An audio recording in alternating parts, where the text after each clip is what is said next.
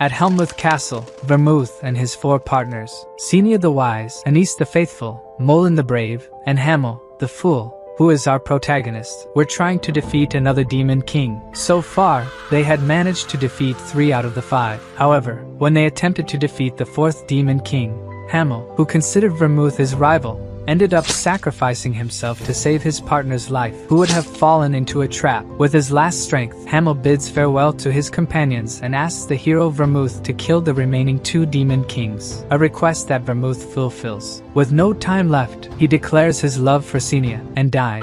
But it wasn't quite like that, as 300 years after his companions tried to kill the last 2 remaining demon kings, he reincarnates as Eugene Lionheart, one of the descendants of hero Vermouth. Eugene was one of several descendants of Vermouth and came from a collateral lineage, which was forbidden from training with real swords and kamana. However, this didn't stop his overwhelming talent with fencing from progressing. While he trained, his father was constantly awed by his physical abilities, which seemed extraordinary for a 13-year-old boy. Eugene sought a good physique for the lineage ceremony, a Lionheart family tradition where all children aged 10 to 15 gather for a battle to earn the honor of being called Lionheart. However, the disadvantage of the collateral lineage compared to the direct one was that they were permitted to use a real sword and mana, while his father felt inferior for having such a talented son. He tried to persuade his son to give up the lineage ceremony, saying he wouldn't be able to win the direct lineage. But our protagonist only thought about defeating all his relatives at the lineage ceremony. As he traveled to the ceremony location, he remembered his past life. Hamel, who had a gift for learning difficult things very easily, found himself overshadowed by his friend's talents. While he thought about this, he wondered, why was the demon king still alive, sporting a very furious look? The butler, noticing this, begins to talk to him about life in the main house. Upon arriving at the Lionheart's main house, Eugene was guided to his accommodation, where he was introduced to his temporary maid, Nina. Eugene asks her age, to which she responds that she is 16 years old. He thinks that the Lionhearts gave him an inexperienced maid to provoke him, in case he rebels against her. Eugene learns through Nina that the other relatives would take 4 days to arrive. He asks her to show him where the training area is, and while Eugene trains, his cousins, who knew he had arrived, wanted to give him a little scare. Arriving at the training ground, Eugene begins warming up, which astonishes his maid, as he is incredibly fast with weighted bags on his body. Kian becomes curious and asks what the bumpkin was doing when Eugene calls him an idiot for not realizing he was training. Kian orders him to clean the carriage, saying that it's something a bumpkin would do. Kian gets angry since Eugene didn't obey his order. Thus, he asks the protagonist to duel him. So the prota, who didn't want trouble, just asks him to leave, but the extra insists, saying he was afraid. This ends up messing with Eugene's psyche. Kian continues to babble, saying that Eugene's parents didn't teach him honor, at which point the protagonist becomes furious and starts humiliating him. Since Kian, as soon as he dropped the handkerchief, had already lost, Chao is amazed and can't believe her brother lost without landing a single blow on Eugene and accuses him of cheating, saying he used mana. When he explains to her that he didn't cheat at all, the brother's butler arrives. After Eugene explains the reason for the duel, the 2 brothers leave, whereas Eugene, on the other hand, eagerly awaits the day of the lineage ceremony to humiliate the descendants of his rival, Vermouth. After hearing Heezer's report, Anna Celia, the second wife of the direct lineage, is dismayed by her son's defeat to a member of the collateral lineage. She interrogates her daughter, Chao, to gather more information about Eugene. Anna Celia understands the situation and asks her daughter to keep an eye on the boy, an order that her daughter complies with, as she herself has shown some interest in Eugene. The next day, 3 more members of the collateral lineage arrive for the ceremony. While Eugene trains, Lilia informs our protagonist that the patriarch is arriving. With no time to change clothes, he greets him in his training uniform. Eugene can see for the first time all the members of the direct lineage, such as the patriarch who arrives at his house greeting his heir, who in turn demonstrates extreme insecurity when addressing his father. After greeting all his relatives, he gathers all the children for the banquet so they can get an idea of what the lineage ceremony will be like. At the banquet, Garjan and Desaria arrive. They are the last 2 members of the collateral lineage missing. Besides them, a special guest accompanies the banquet. When Chao asks her father who the guest would be, everyone in the room is surprised to discover that the man's identity is Loberian, the master of the Red Tower of Magic. Eugene is shocked to find this out, as he is somehow connected to Senia, his old friend who was considered the youngest mage to become a master of the tower. In a way, His scene of astonishment catches the patriarch's attention because he knew about the duel against his son. He recognizes Eugene's strength and is disappointed that his son had not yet apologized to the protagonist. Seeing that Kian didn't apologize properly, the protagonist gets furious but doesn't pay attention to it. The patriarch becomes interested in the boy's ability, as he won the fight with just one blow and without using mana. When he asks Eugene if he learned to fight from his father, he and the rest of his relatives are amazed to find out that the boy had only learned the basics from his father, and during the rest of his life, he learned everything on his own. The patriarch is impressed, and shortly after that orders the food to be served. After dinner, they finally find out how the lineage ceremony would be revealed. The master of the Red Tower had prepared a maze full of monsters. To pass the test, they must defeat the maze's boss. The maze was actually just an illusion created by the master of the tower. They wouldn't come out totally hurt from this test. After the explanation, Eugene asks what the winner would gain. After discovering that he could choose any treasure from the family, Eugene becomes even more excited. After the meeting, our protagonist is surprised by Garjan and Desaria, who want to know if he really won against Kian. After saying that he won, the protagonist leaves without explanation. While training, he is once again surprised by his cousins, but this time Garjan takes the lead. He starts showing off his muscles and asks Eugene if he also wants to take steroids to get as pumped as he is. The protagonist just ignores this lunatic. Desaria, on the other hand, wants to know why he uses a sword, since he won against Kian with a spear. Eugene explains that he can use all weapons. Desaria doesn't believe this and asks him to fight her. Convinced that he was only bluffing and insulting the art of the spear, Garjan would be the judge and the fight begins. The girl can't believe that Eugene's posture had no openings. As she starts attacking him, the protagonist remains mostly on the defensive throughout the fight. He begins to observe that she had tremendous potential, but she wouldn't be able to beat him. Changing her fighting pattern to try to surprise our protagonist, she falls into his trap. Eugene wins the fight without needing to counterattack her. Garjan and Desaria want to join Eugene to defeat the direct lineage, something that has never happened before. Sometime later, Garjan was saying that they needed to join forces. As everyone's goal in defeating the boss at the center was the same, the main family will also join forces. The protagonist claimed to be sure he could do it alone, but since it had never happened before for the collateral lineage to defeat the direct lineage, Desaria insisted on their alliance. Sometime later, at the main family's house, the woman was thinking that the master of the Red Tower had been invited to this bloodline continuation ceremony. There's a chance he came here to take Iode as his disciple. From a very young age, Iode preferred reading books more than using his own body. He also had a lot of interest in magic and gradually learned. If Iode ends up becoming the disciple of the master of the Red Tower, he would have no choice but to leave the main family for a while. Meanwhile, Kian and Chao would continue to grow, and if this happens, it means the boy gave up his position as the successor, and their son will have to live forever marked as the son of the second wife. Even so, they kept their positions because she was confident, but now they were defeated by a mere child from the collateral lineage, until suddenly, she begins to think that if Eugene actually passes through the maze first, his talent being so exceptional as to humiliate the entire direct lineage, then her son's defeat could be covered up by all of that. 3 days later, the bloodline continuation ceremony finally began. Then a magic was created and cast towards the participants.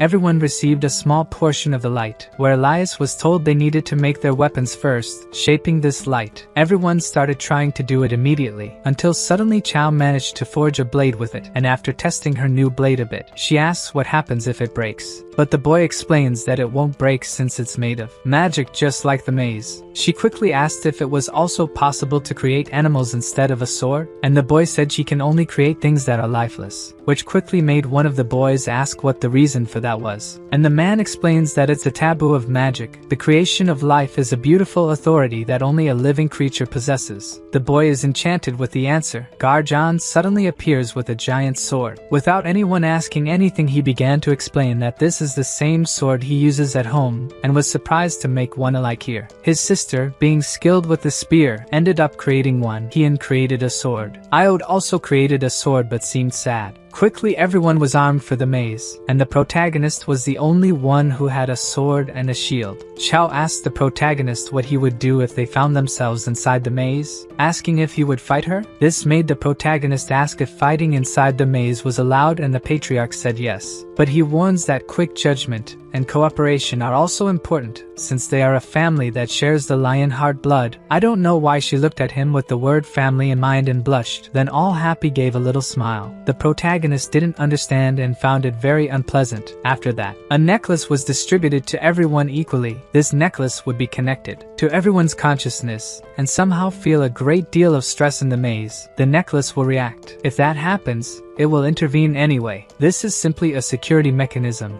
The man also explains that there is a way to ask for help by touching the necklace and shouting for help. Now that all explanations are over, it's time to enter. Although everyone is entering the same place, they will split up once inside. The cute girl wishes him good luck and he returns it. After entering the portal, we were now in a dark room. After delivering a blow to test it, he notices that the space is very tight. Someone with a long range weapon here would fare badly, and that's one of the reasons he chose a sword and shield even though it's just a generic weapon. So he embarked on the challenge. Right from the start, many people were already facing problems and quickly activated their necklace. In the same instant, they were rescued and taken out of the maze. Only an hour had passed since it began, and 3 people had already failed. This left the patriarch disappointed, and with a cold look, he ordered them to go rest. Inside a tent, they observed with magic all the participants. The patriarch was very interested. Garjan seemed to be having trouble with the size of his sword, but his strength easily overcame these obstacles and quickly subdued all the monsters around him. Desaria used her agility to maintain control over the monsters and was avoiding unnecessary fights. Seeing Kian being cautious, avoiding several traps,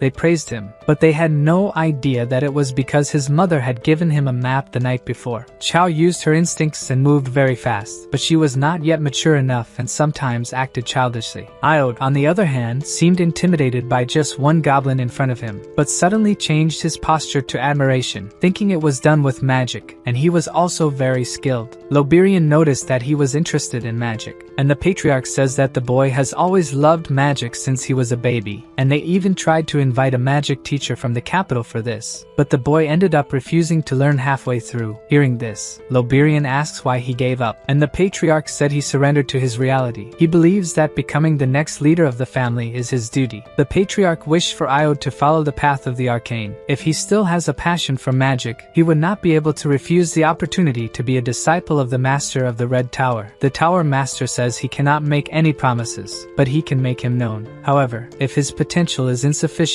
he cannot become his disciple. The patriarch understands the situation and says he just wants that boy to follow his dreams, revealing that in fact the boy always liked Mega Sienna more than the great hero Vermouth himself, and that is also the thought of the Tower Master. The patriarch then reveals that he himself is very different from the others since he does not consider his favorite character to be Sienna or even Vermouth. Curious, Loberian then asks which one he liked the most. The patriarch was about to reveal, until pointing to one of the magically created creatures he asked the Tower Master to look at that. He was pointing his finger at our protagonist, who was facing the monster head-on. Another one quickly began to attack, and he dodged very easily, quickly cutting the monster from all possible sides, which impressed those who were watching. Even the patriarch was open-mouthed, unable to believe it. The Tower Master asked who that boy could be, and after the troll finally fell, he said that is Eugene Lionheart. Seeing this situation left him speechless. The patriarch was impressed that this boy was only 13 years old, and even though he had no experience fighting a troll,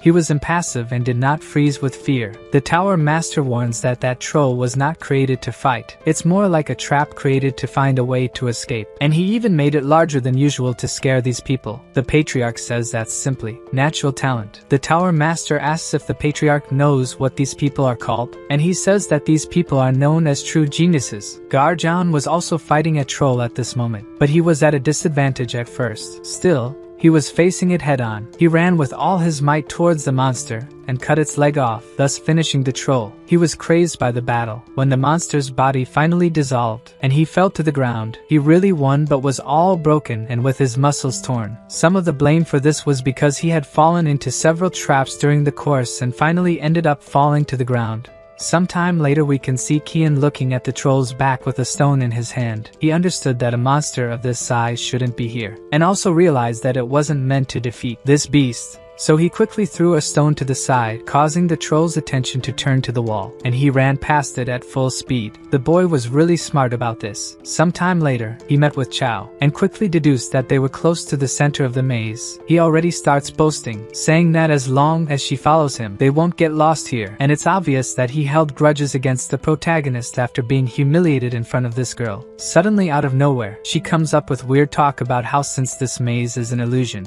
there could be any kind of monster here, even ghosts. This made the boy a little scared, but trying to seem reliable, he asked if she was afraid of ghosts, and he was about to tell her not to be afraid of something silly like that when we can see a hand. Someone covered in blood on their face appeared. He quickly let out a big scream of fright, and the person who had appeared also screamed very loudly, terrified. Noticing that it was Desire, he asks how she used to scare him, but she says that he scared her even more by screaming like that out of nowhere. The truth is that she wanted to come and find them here, but it didn't work out, so she turned around and started running to get away from them. Chow warns that she's trying to escape, and again, to appear as a nice guy in front of her. He said they need to go after her. They quickly start running after the girl with all their might. Desire says she's only running because she can't win 2 against 1, and she needs to find Garjan as soon as possible, until suddenly she falls into another trap, but thanks to her incredible speed, she manages to get through it, and continued running. Of course, Kian, noticing the trap, thought about going back,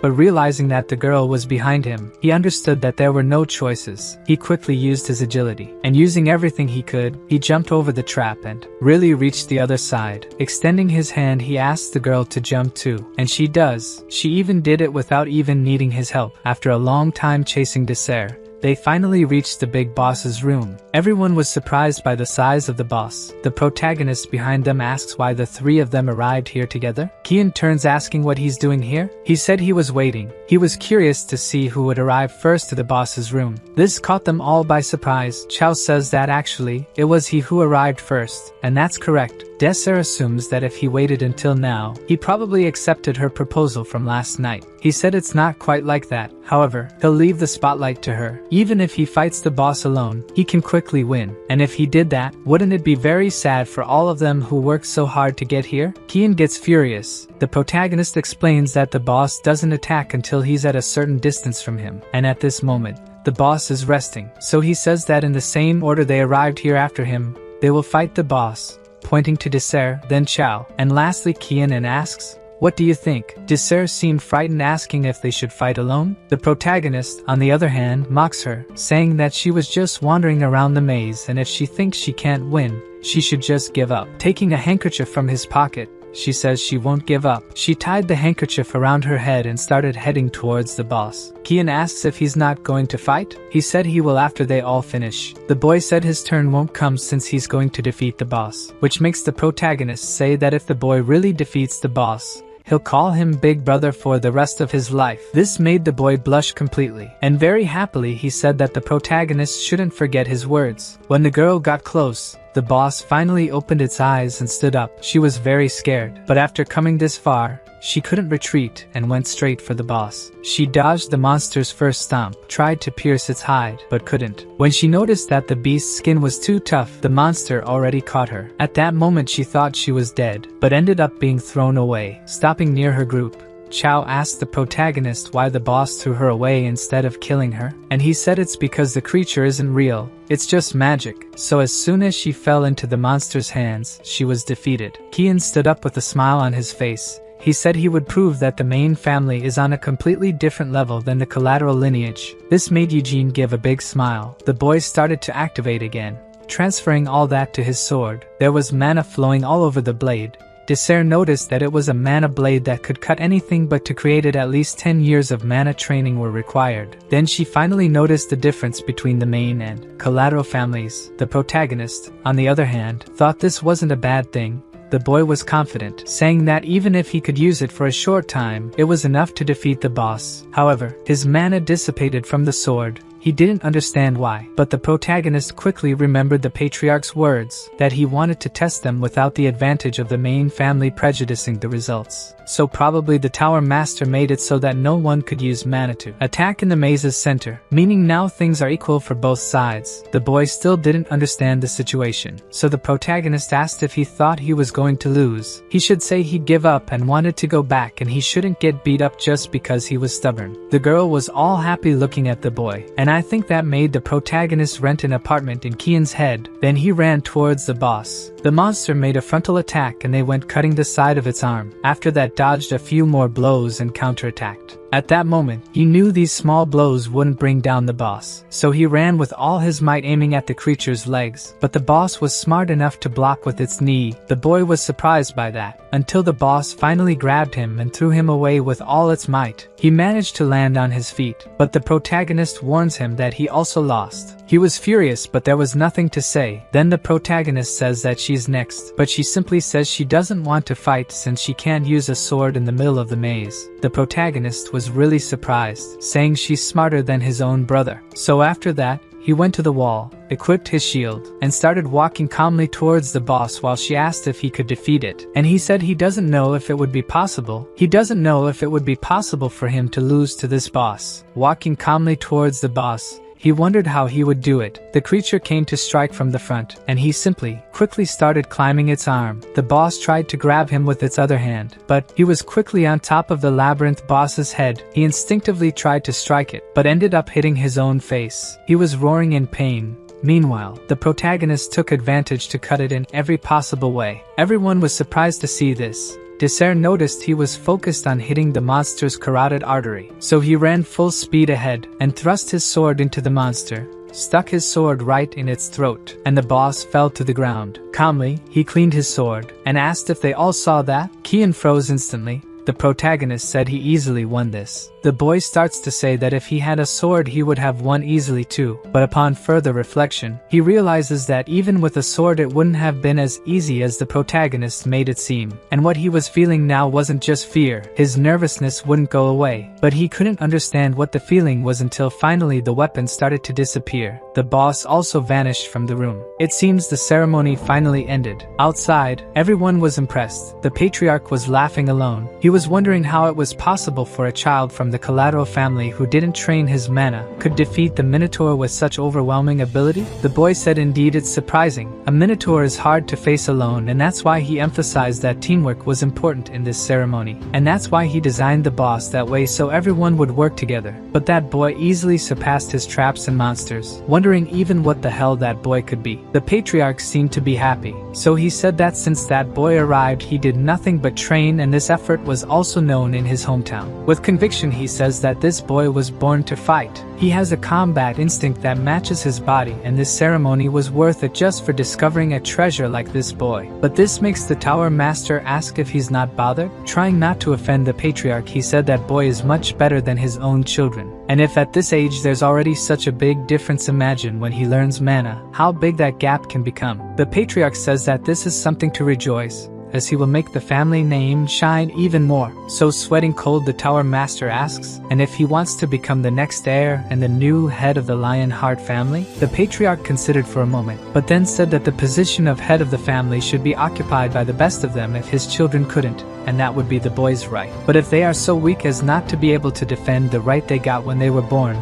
then they are not worthy to lead this family. The Tower Master says that as an outsider, he shouldn't have exaggerated so much, then undid all his magic, and he says he has one last piece of advice for him since they are longtime acquaintances. The patriarch should adopt this boy as his own son. Now that a child from the collateral family surpassed the direct lineage in the bloodline continuation ceremony, this is enough for the collateral families to underestimate the main family, and this can cause many misfortunes. The patriarch says that he appreciates the Tower Master's advice very much, even saying that it's a tempting offer. But at this moment they have another thing to do. They must congratulate that little monster coming here. After gathering all of the maze participants, the patriarch looks at one of the children. He was looking at Iode, who didn't even reach the end of the maze because he got distracted by magic and monsters. The patriarch finds this very disappointing. On the other hand, the other two did very well and perhaps only didn't defeat the Minotaur due to lack of experience. The patriarch praises everyone's work, mentioning that that he monitored them throughout the maze and was surprised. Then, he calls Eugene, saying he stood out the most among the 9 children in the lineage continuation ceremony, and he thanks him, obviously. The patriarch praises the choices he made to navigate the traps and monsters and says he even managed to defeat the troll without any injuries. The muscular boy is surprised to hear this. He begins to look at the protagonist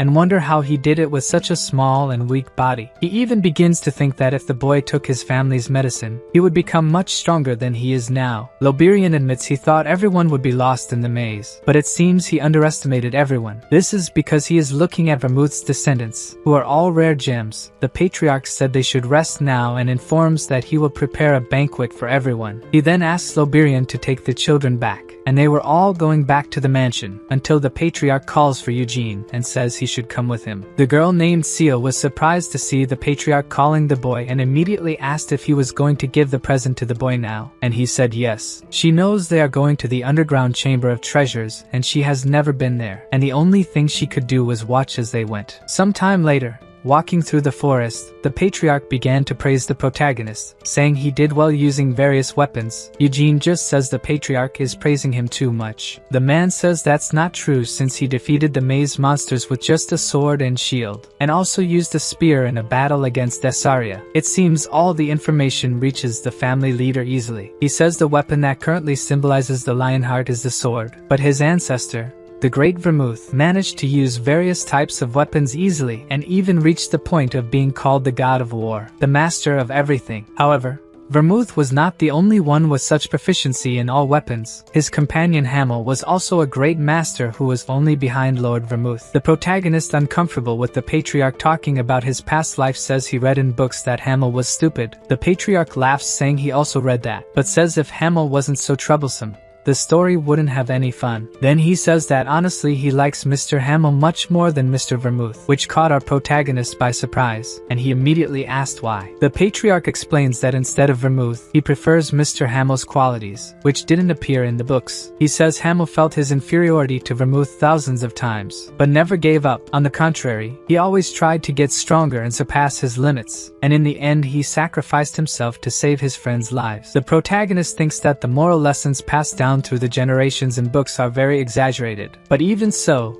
he calls for the patriarch, and completely happy, says he also prefers Mr. Hamel, which makes the patriarch very happy too, until finally they arrived at the place they should. The guards easily cleared the passage for the patriarch. Inside the little house, there were stairs going down, and they went down. The patriarch says Eugene is the first person who is not a family head to enter here. Quickly he asks if he can really enter this place. The patriarch says that a promise is a debt, and this has already been discussed by the elders of the Senate. The Senate is where the old lions of the Lionheart reside, those who had great deeds even though they were from the collateral lineage. Eugene asks what would be the value of these treasures. The inheritances here were built hundreds of years ago, and there are also the inheritances left by the great hero Vermouth. This makes the protagonist ask if the sacred sword is also here, and he says yes, but the little boy cannot choose it. As the sacred sword is a symbol of the Lionheart family, it cannot be given to anyone. Eugene finds this somewhat disappointing, but the patriarch says there is another reason behind it, and it's because no other person has been recognized by the sacred sword itself, and he warns that he will understand when he sees for himself. Until they finally reach in front of a door, the patriarch bites his finger and spills a bit of blood on the pedestal. The object seems to react to the patriarch's blood, and the door begins to open. When it fully opens, the patriarch says he can go, because he will stay here outside and wait to not influence the boy's choice. He just thanks the family leader for the consideration and begins to enter the place. When the door closes, he gives a big smile. What was in front of him now was the grandiose sacred sword, the sword that the hero Vermouth used. Will our little prodigy be able to take that sword? The sacred sword is a sword that has existed since the origins of the sacred empire of Eurus. It was considered a sword given by God. The sacred sword that was sealed for a long time in the central temple only recognized Vermouth as its master. 300 years ago, this was the sword that pierced the demon king of the massacre that was considered the 5th greatest entity in the demon kingdom of Helmuth. But after that, it was only used as a torch, which was regrettable. But now would it be possible for us to obtain this sword? Eugene grabbed the sword's hilt and gave a big smile. But even using all his strength, it was not possible to remove it. In fact, It didn't even budge, but he is aware that even if he could remove it from there he could not have it. So he decides to take a walk around the place and look for another treasure, until he finally finds something magnificent. This was Aspel, the sword of gluttony. It is a sword that can consume the mana it cuts and transform it into its own power, as well as being able to cut a powerful spell with a single blow. But the only reason the great hero could use it properly was because he was also an excellent mage, and at this moment this sword is too much for him. On his way, he also saw other weapons that were familiar, the dragon lance carbos. This was a lance that took a little time to heat up, but could spew flames rivaling those of a dragon's breath. There was also the storm blade Wyneth. This was a sword blessed by the Wind King, who is an elemental spirit. There was also the thundering thunder bow Parnoa. This was a bow that could attack with lightning and no matter the distance from your target. There was also Jabel, a flying illusory sword. It is a sword that when you infuse mana into it, it turns into a whip with hundreds of blades. Shield of Geddon. It is a shield that can ignore all attacks received simply as if they were nothing. All these weapons are so incredible that he would regret not picking any of them, but still, he couldn't see the lunar sword or the demonic lance. So he starts to think that since 300 years have passed, they probably already took the best weapons. Currently, he thinks the best choice is Wyneth, which can use wind elementals just by holding it, and can also summon the Wind King elemental if you have enough mana. In this world, even talented mages have difficulty controlling a low-ranking elemental, and this is no longer a concern when you hold this sword called Wyneth. He decides to take another look at the other things. There were several treasures in this vault. Besides weapons, there were also accessories and gems. Until something caught his attention, he quickly pulled out a necklace that was in one of the jars. According to him, this is a necklace he had in his past life. It was a memento of his parents who were devoured by monsters. He managed to personally avenge his parents a long time ago, but still he used this necklace until his last breath. But why is this necklace here? Could Vermouth have taken his body home? He begins to think that his friends must not have abandoned his body behind. The promise made between Vermouth and the Demon King of Imprisonment brings peace, but Helmuth and two Demon Kings are still standing. Even though today's tales say that they five together brought down the 5 Demon Kings, he begins to question what kind of promise they made while leaving his memento behind. He just wants to know what Vermouth was thinking. He even begins to deduce that they may have run out of strength because he died halfway, and all of this would be his fault. He doesn't want to hate all his friends and thinks they must have a reason for not being able to kill the Demon King. In this room, there are several weapons he desires, but he doesn't want this necklace, Hamel's memento, to stay in the Lionheart's treasure room. The patriarch was surprised by his choice, smiling. He says he liked this necklace. The man asks if he's really serious since there were incredible treasures there, and asks to see the necklace for a moment. The necklace is of a rough red and is not a valuable gem, nor does it have elegant craftsmanship. It's just a cheap necklace, and why was it in the treasure room? It was then that the patriarch decided to do something, to put the necklace on the pedestal to check the record, and ended up discovering that this necklace is not registered in the treasure room. In short, this is not a Lionheart treasure, so it's not something that should be inside. The man explains that this necklace has no value, and even if it were sold, he wouldn't get enough money to buy a cheap sword, and asks if he's sure about this. Eugene, very happy, says yes, so the patriarch said that if he really wants, there's no problem. However, he'll have to ask the mage Loberian to evaluate it, since it's an unknown item and there's a chance it's enchanted with some kind of spell. The protagonist asks if he can have the necklace after it's evaluated. The patriarch promises yes, and also says that technically he didn't choose a Lionheart treasure, and tells him to return to the treasure room and pick a different treasure. Eugene is surprised by this. The man says this was the original promise, so he can go back there and take any treasure he wants. He thanks and runs back into the room. Eugene was very happy, saying that the man was very humble and couldn't even believe he was a descendant of the stubborn Vermouth. So having no more reasons to hesitate, he starts picking the Wyneth Storm Blade. Drawing his new sword, he says he chose her. It has to be her. When night fell, the protagonist was back at the castle. Desira was furious, asking why he didn't pick up the spear since he is so skilled with it. He just says that the choice is his and says he's also very good with the sword. The muscular one just says she seems very light, trying to explain that a hammer or an axe would be much better with his strength. He even starts calling him to take steroids with him, but the protagonist refuses. Desira asks him to ignore this bodybuilder and tells him to draw the sword. Seeing no problem with the situation, he really draws his sword from its sheath, explaining that this is the Winus Storm Blade. He said this is a sword that has the blessing of the Wind King's element, and he can call it when he properly trains his mana. She said that was very cool. However, she would still go for a spear. Eugene mentions that there were indeed many spears in that place, which impresses her. She immediately starts talking about the dragon's spear that unleashes flames like a dragon's breath with each attack, but he pretends not to know about it. Then she talks about the demonic lance Ruintus, saying that this is the strongest weapon in Vermouth's entire arsenal. The bodybuilder says he also knows this lance, even saying that it was used by the Demon King of Brutality, which made her hit the boy. And talking about the Demon King of Brutality brought memories to Eugene. 300 years ago there were about 5 Demon Kings in the Kingdom of Helmuth. The rank 1 was the Demon King of the Apocalypse. Rank 2 was the Demon King of Incarceration. Rank 3 was the Demon King of Delirium. Rank 4 was the Demon King of Brutality. And the last of rank 5 was the Demon King of Massacre. Until the bodybuilder says she is wrong about the strongest weapon in the hero's arsenal, saying that the strongest weapon was the Relentless Crusher, Gigalas. They begin to argue that the ranking of the Demon Kings does not influence the strength of the weapon.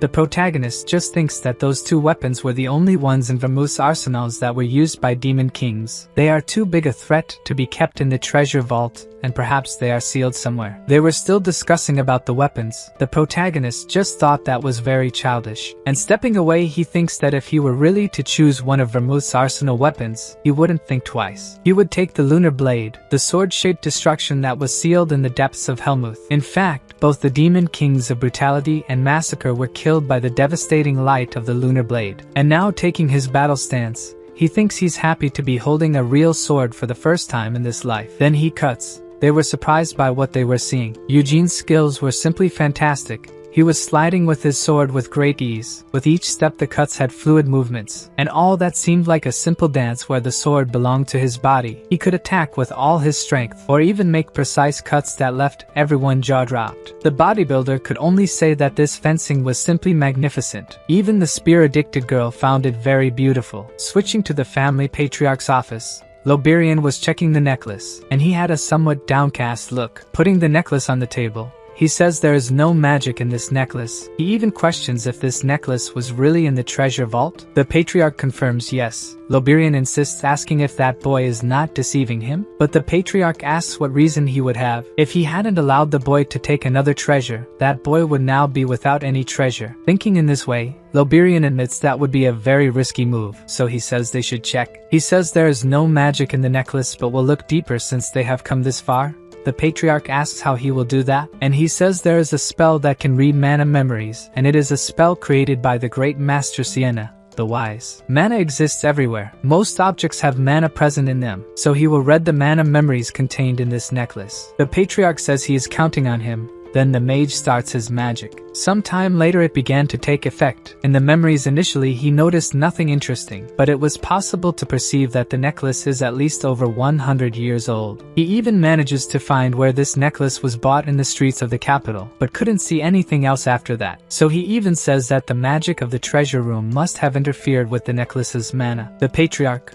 realizing that the necklace is over 100 years old, says that there is no one alive who can remember where this necklace came from. So the mage asks what he will do. Galate says that since it's not a magical item, he will give it to Eugene. That boy wanted it so much that he would throw away a treasure just to have it. Loberian says the patriarch seems to have started to like the boy, and he just smiles. Then he gets up. Looking out the window he asked why wouldn't he like. He even says he will make that offer Loberian told him about to the boy. Loberian was somewhat surprised by the situation. The patriarch says he will indeed adopt Eugene Lionheart as his son. He will now be part of his family. The next day someone new was greeting Eugene. This person's name was Guillaume. The protagonist knows well who Guillaume Lionheart is. He is the older brother of the family head Galate Lionheart, a weirdo who didn't marry even after the appropriate age and joined Galate on his journeys. But even so, he introduces himself saying his name is Eugene Lionheart, and the guy says he knows his name. Pulling Eugene, he says he is the collateral boy who won against the main family in the bloodline continuation ceremony. Eugene, trying to get away, asks why he came to talk to him, and the guy explains that his brother wanted to send a different knight, but he took the opportunity and came himself. In short,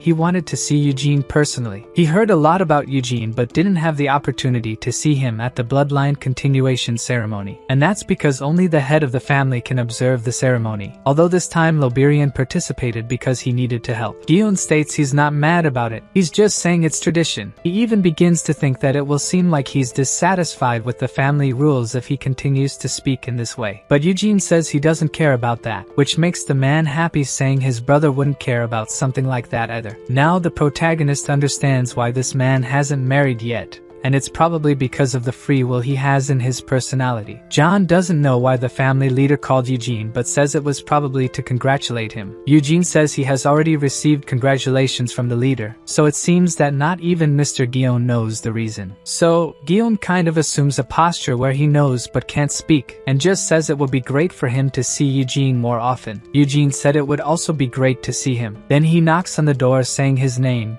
The leader on the other side says he can come in. Guillaume opens the door for Eugene and gives him a big smile, which made Eugene think his personality is good but somewhat authoritative. So finally, they arrived at the great family leader's room. The man apologizes for calling him so suddenly and asks him to sit down. They were sitting facing each other while coffee was served at the table. The patriarch put the necklace on the table and says he asked the mage Loberian to evaluate, and in the end it was just a normal necklace. Eugene didn't expect much of this. The patriarch also says they read the mana memory in the necklace but there was no anomaly. Eugene is surprised to hear about mana memory. That's because mana memory magic was from the great mage Sienna. So he asks what was the memory in the necklace. Galade says it seems the necklace was sold on the streets of the capital over 100 years ago. This caught our protagonist off guard since he is sure that this necklace was the one he used over 300 years ago. So there's no way that could be true. But there was also no reason for Loberian to lie about this. Could he have read the memory wrong? Then he begins to theorize that probably someone overwritten the memory with a new magic at the level of a tower master. But who could have done that? Perhaps Vermouth? Realizing he can't know the reason,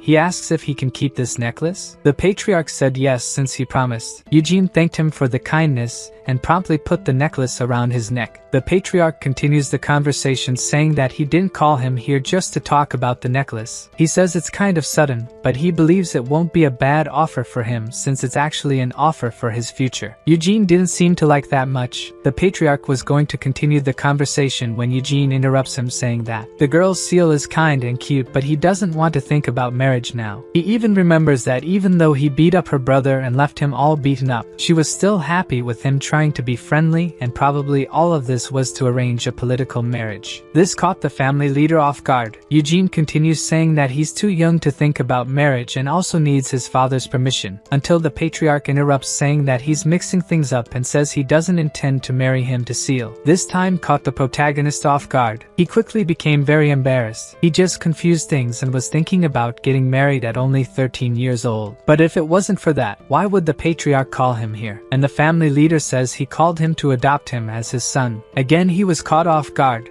Surely this is a good way to tie him to the main family. He didn't even know what to say properly since all of this was very sudden. But the patriarch laughing says it's not as sudden as a marriage proposal, which embarrassed Eugene again. The patriarch says that if Eugene wants, he's also willing to invite his father Gerhard to the main family. Eugene says that in this case he would have two fathers. The patriarch says he doesn't need to think too much about it, and says that it will only mean that his family now belongs to the main family. He goes on to say that he is the father of 3 children, and is not trying to steal a son from Gerhard. Of course, he hasn't even talked to the man yet but will respect him as his own brother. But do you think the protagonist should accept this situation? The patriarch even gave the opportunity for Eugene's father to join the main family as well, so I think it's a good option for our protagonist. But was he thinking about marrying Seal? This protagonist is a bit of a flirt, huh? Eugene asks if by refusing this proposal to be adopted, his father will lose the patriarch's respect? And the patriarch said no, but standing up. He says it's a bit embarrassing to say this, but he's not that childish.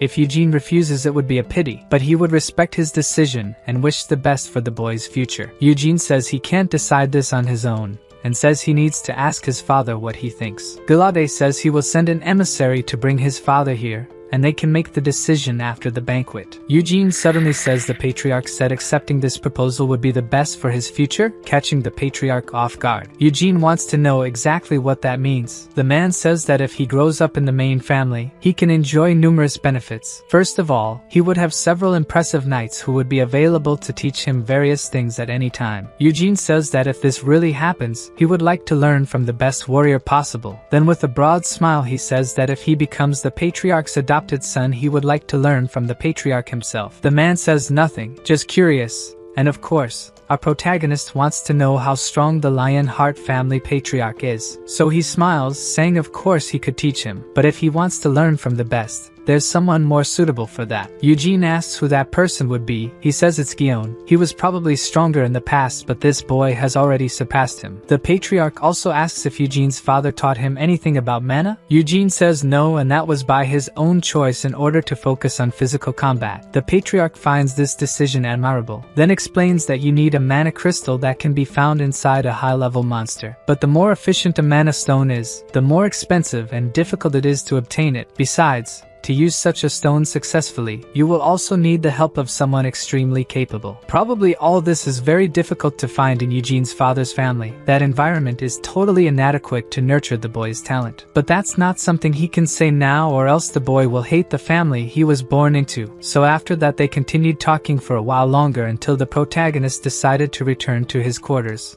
On the way back while walking, he smelled something coming to his nostrils. Quickly he deduced that this smell was a perfume, and that it was coming from someone behind that pillar. He quickly deduced that this person was waiting for him, and then he continued walking until an adult woman came out from behind the pillar, acting as if it were just a coincidence their encounter, and the first thing she did was ask to proceed with the formalities. Immediately he prostrated himself, saying his name to the woman.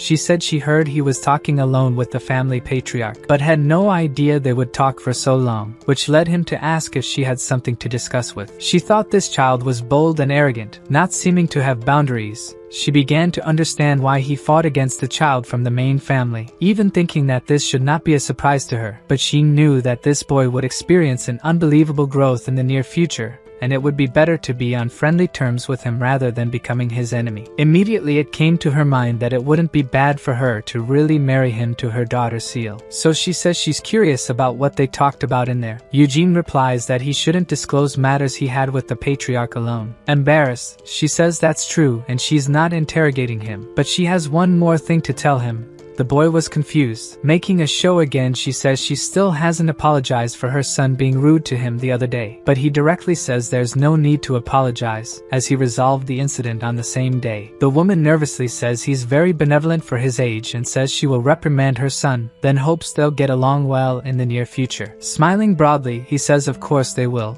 since they are all part of the same family and share the same last name after all. This made her furious. He wasn't wrong about that, but she felt unsettled hearing it from this child's mouth. Until suddenly he asks if he can leave now. She says yes and apologizes for keeping him occupied for so long. Then Eugene turns around and starts to leave. He knows well that this was Anasilla, the matriarch of the Lionheart family, who had been against him from the start, just because he was from the secondary family. Of course, he prefers to avoid unnecessarily involving himself with this woman. But is it possible to leave this crazy woman behind? 2 days later, Gerhard Leonhard arrived from his city so far away. The man guided by Guillaume was incredulous with everything he saw. He couldn't believe that his son had actually won the lineage succession ceremony this time. Crying, he thought his son had won against the main family's son. He knows Eugene has shown talent from a young age, but he as his father didn't have the ability to support this talent. He thought he would have to face reality during the ceremony, and that the difference between the main family and its branches, which cannot be overcome with talent and hard work alone, would be revealed. At least that's what he thought at the time, until someone called out to him. It was his son Eugene calling him. He was giving him a big smile. The man ran with all he could and gave his son a big hug. He was crying a lot and could hardly speak. The only words that could be heard from his mouth were that he was very proud to have him as his son. Eugene, on the other hand, says he warned his father when he was leaving his small hometown. He warned that he would bring good news when he called next time. The man, still in tears, says he really said something like that, but apologizes, saying he didn't believe his son,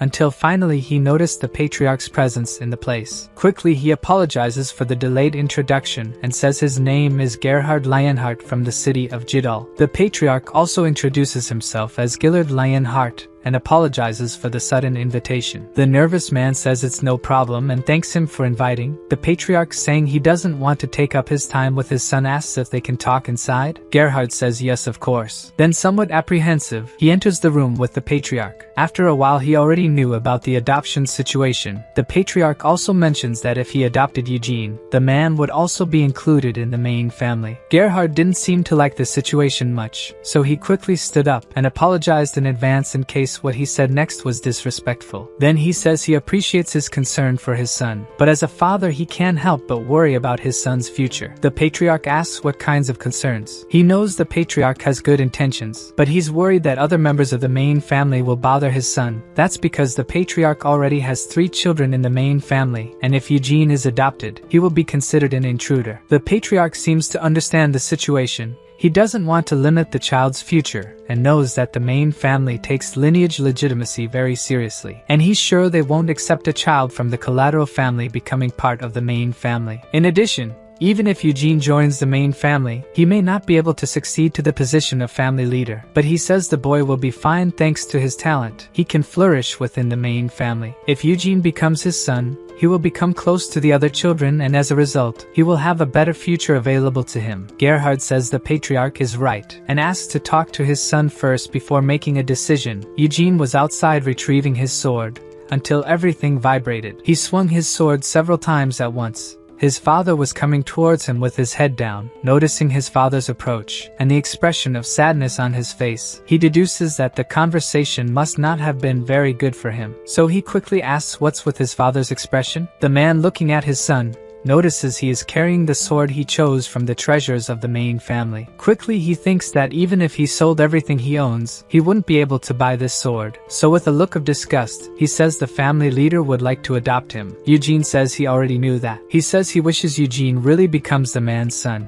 since it would be beneficial for his future. But trembling, he says this may put him through some tough times. And the boy knows that well, so pointing to himself he says his father knows him well, and he knows Eugene would never let anyone take advantage of him. The man began to sob again with these words. Then he says the boy was named by him along with his deceased mother, and he must not forget that. Eugene says that even if he is adopted, his only true father is Gerhard Lionheart. Again the man breaks down in tears with his son's words. The decision to be adopted has already been made. Of course, he had no intention of becoming the family leader, but probably no one will believe that. The first wife Theonis and the second wife Anasilla will have no choice but to keep him on a short leash. The protagonist knows there are 2 ways to deal with discontent and hostility. The first is simply to ignore, and there's the second way. Drawing his sword, he cuts with all his might, saying the second way is to destroy them directly. Then the day came when the Lionheart family patriarch invited all the families of the children who participated in the lineage succession ceremony to the banquet.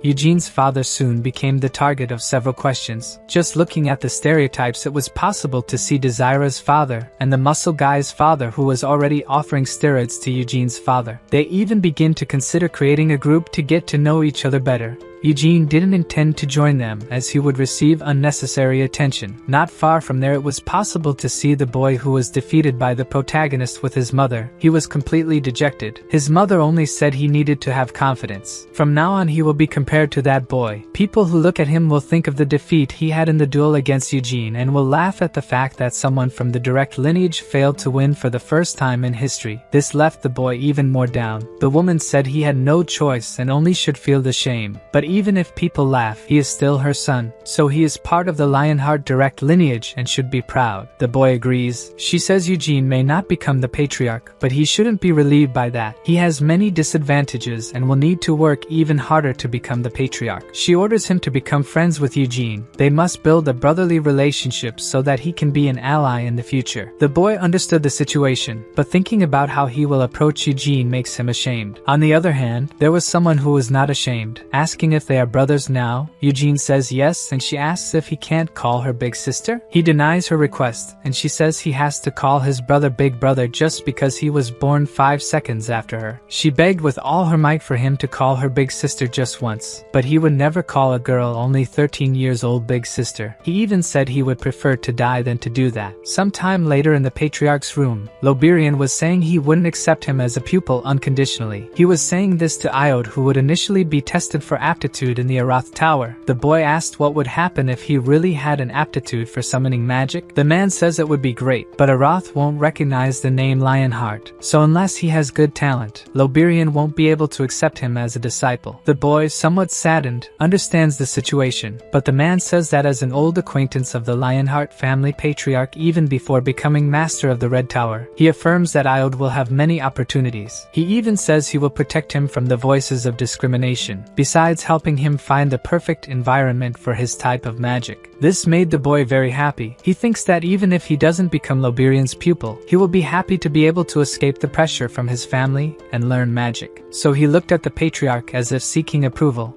The man simply said he must make his own choice. He was about to say something when his mother interrupted him, saying that this was an opportunity his father gave him, so he must accept it with gratitude. However, holding him, she says the boy is her son and is destined to become the patriarch of this family. Even when he is in Arath, he must not forget that. The patriarch immediately scolds the woman. She says she is just encouraging her son as a mother should do. Of course, she is only thinking about the rivalry she has against the second wife. But at this moment they have no choice. As Iode is still weak, he must form connections with several mages and increase his own power within Arath. So she gives him one last warning, saying that he is the legitimate son of Lionheart and must be proud of it. The boy simply agrees. Then on the day after the banquet, Loberian left with Iode towards Arath. The other children of the secondary families also returned to their homes.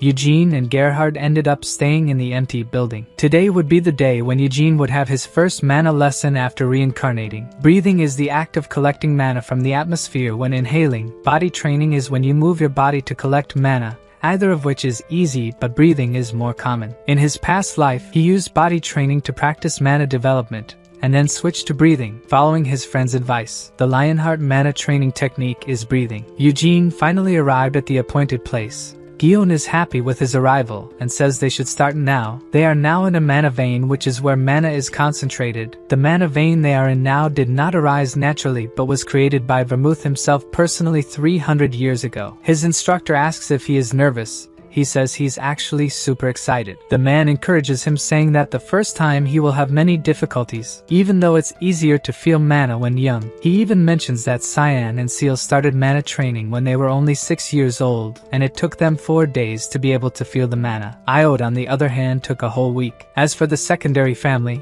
they usually take a whole month to even be able to feel the mana. But he says for Eugene it won't be so long, since they have the mana vein and will also have the instructor's help. Eugene asks how many days it will take for this to happen, and he says around 10 days maybe. He smiled while thinking that 10 days wouldn't work. He states that it won't even take 10 minutes for this to happen. So they continued their way until they finally entered a cabin. The instructor points, saying it's this way. They start descending a staircase, which leads to an apparently empty place. The instructor says he should sit there in the middle, and that's what he does. Then he continues, saying that the mana training technique passed down through generations in the family and inherited from their ancestor, the great Lord Vermouth, has a rule that the secondary family cannot inherit this technique. So everyone in the secondary family is taught the red flame ritual, which does not have the utility of the original technique. The technique he will learn is passed only through the main family. The boy begins to glow intensely, saying that the technique he will learn is the white flame technique. Eugene, although he doesn't remember the name and the ritual of the white flame, he surely remembers this form, because this was the form of his companion Vermouth. In his past life he was never able to know what those flames were capable of. The instructor says that since it's difficult for him to feel mana now, they should start by focusing on breathing first, until suddenly Eugene says he can feel it. Guillaume says it must be just his imagination, and then conjured some mana on his finger, thinking he will test him.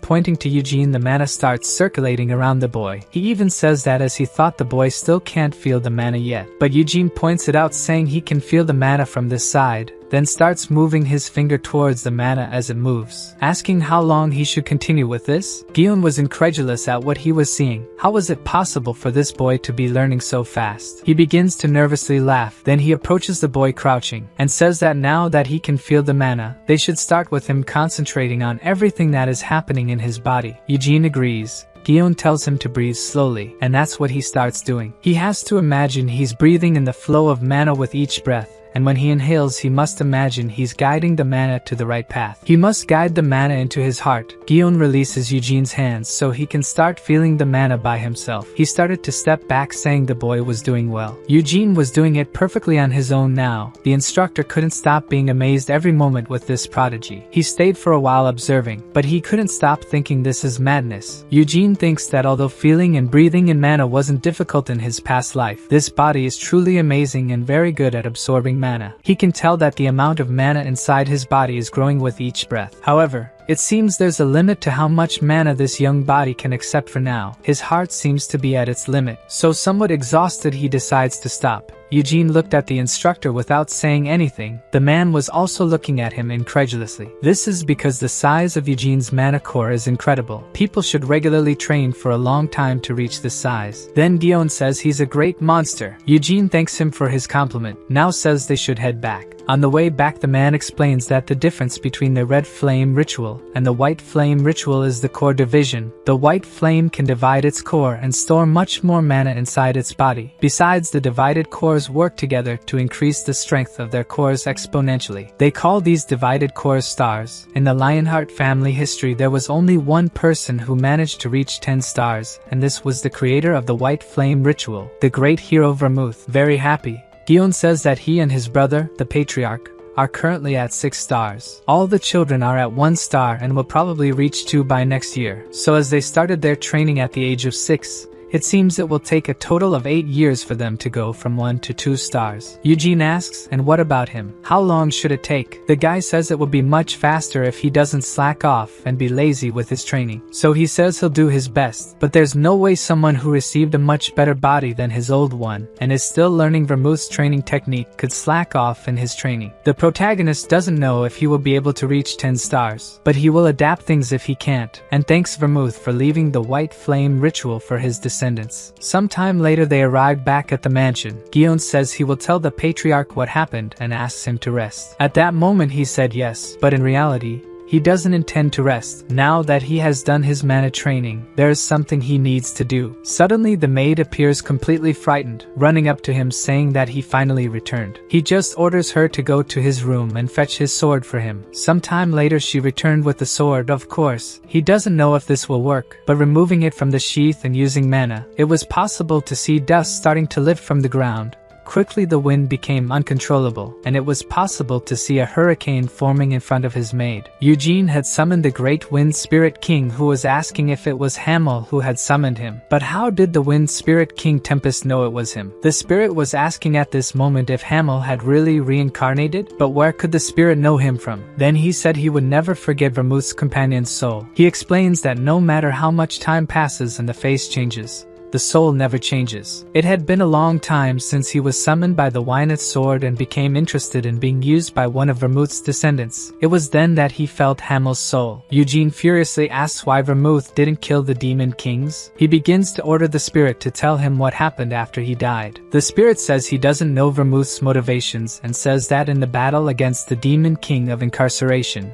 Vermouth sheathed his sword. Eugene questions what happened. Completely terrified, the spirit says their fight was fierce but had no results, and the last ones standing were Vermouth and the demon king of incarceration. At this moment the man sheathed his sword. He not only didn't kill the demon king of incarceration, but also didn't head to the demon king of destruction's castle. Eugene was furious, telling the spirit not to lie to him, and asked what kind of oath Vermouth made with the demon king of incarceration. The spirit says he knows nothing about it, but Vermouth was furious, asking what he knew and even offending him. The king of spirits then explains that only those who were present there should know, since from the moment Vermouth sheathed his sword he could no longer intervene or know what was happening. Eugene furiously says the only ones left standing in the end were Vermouth and the demon king. So was the spirit asking him to dig Vermouth out of the grave and ask him directly quickly? The spirit just says he has no more time. With Eugene's little mana he shouldn't even be able to summon him here, and it was the king of spirits who forced open the door to come here now.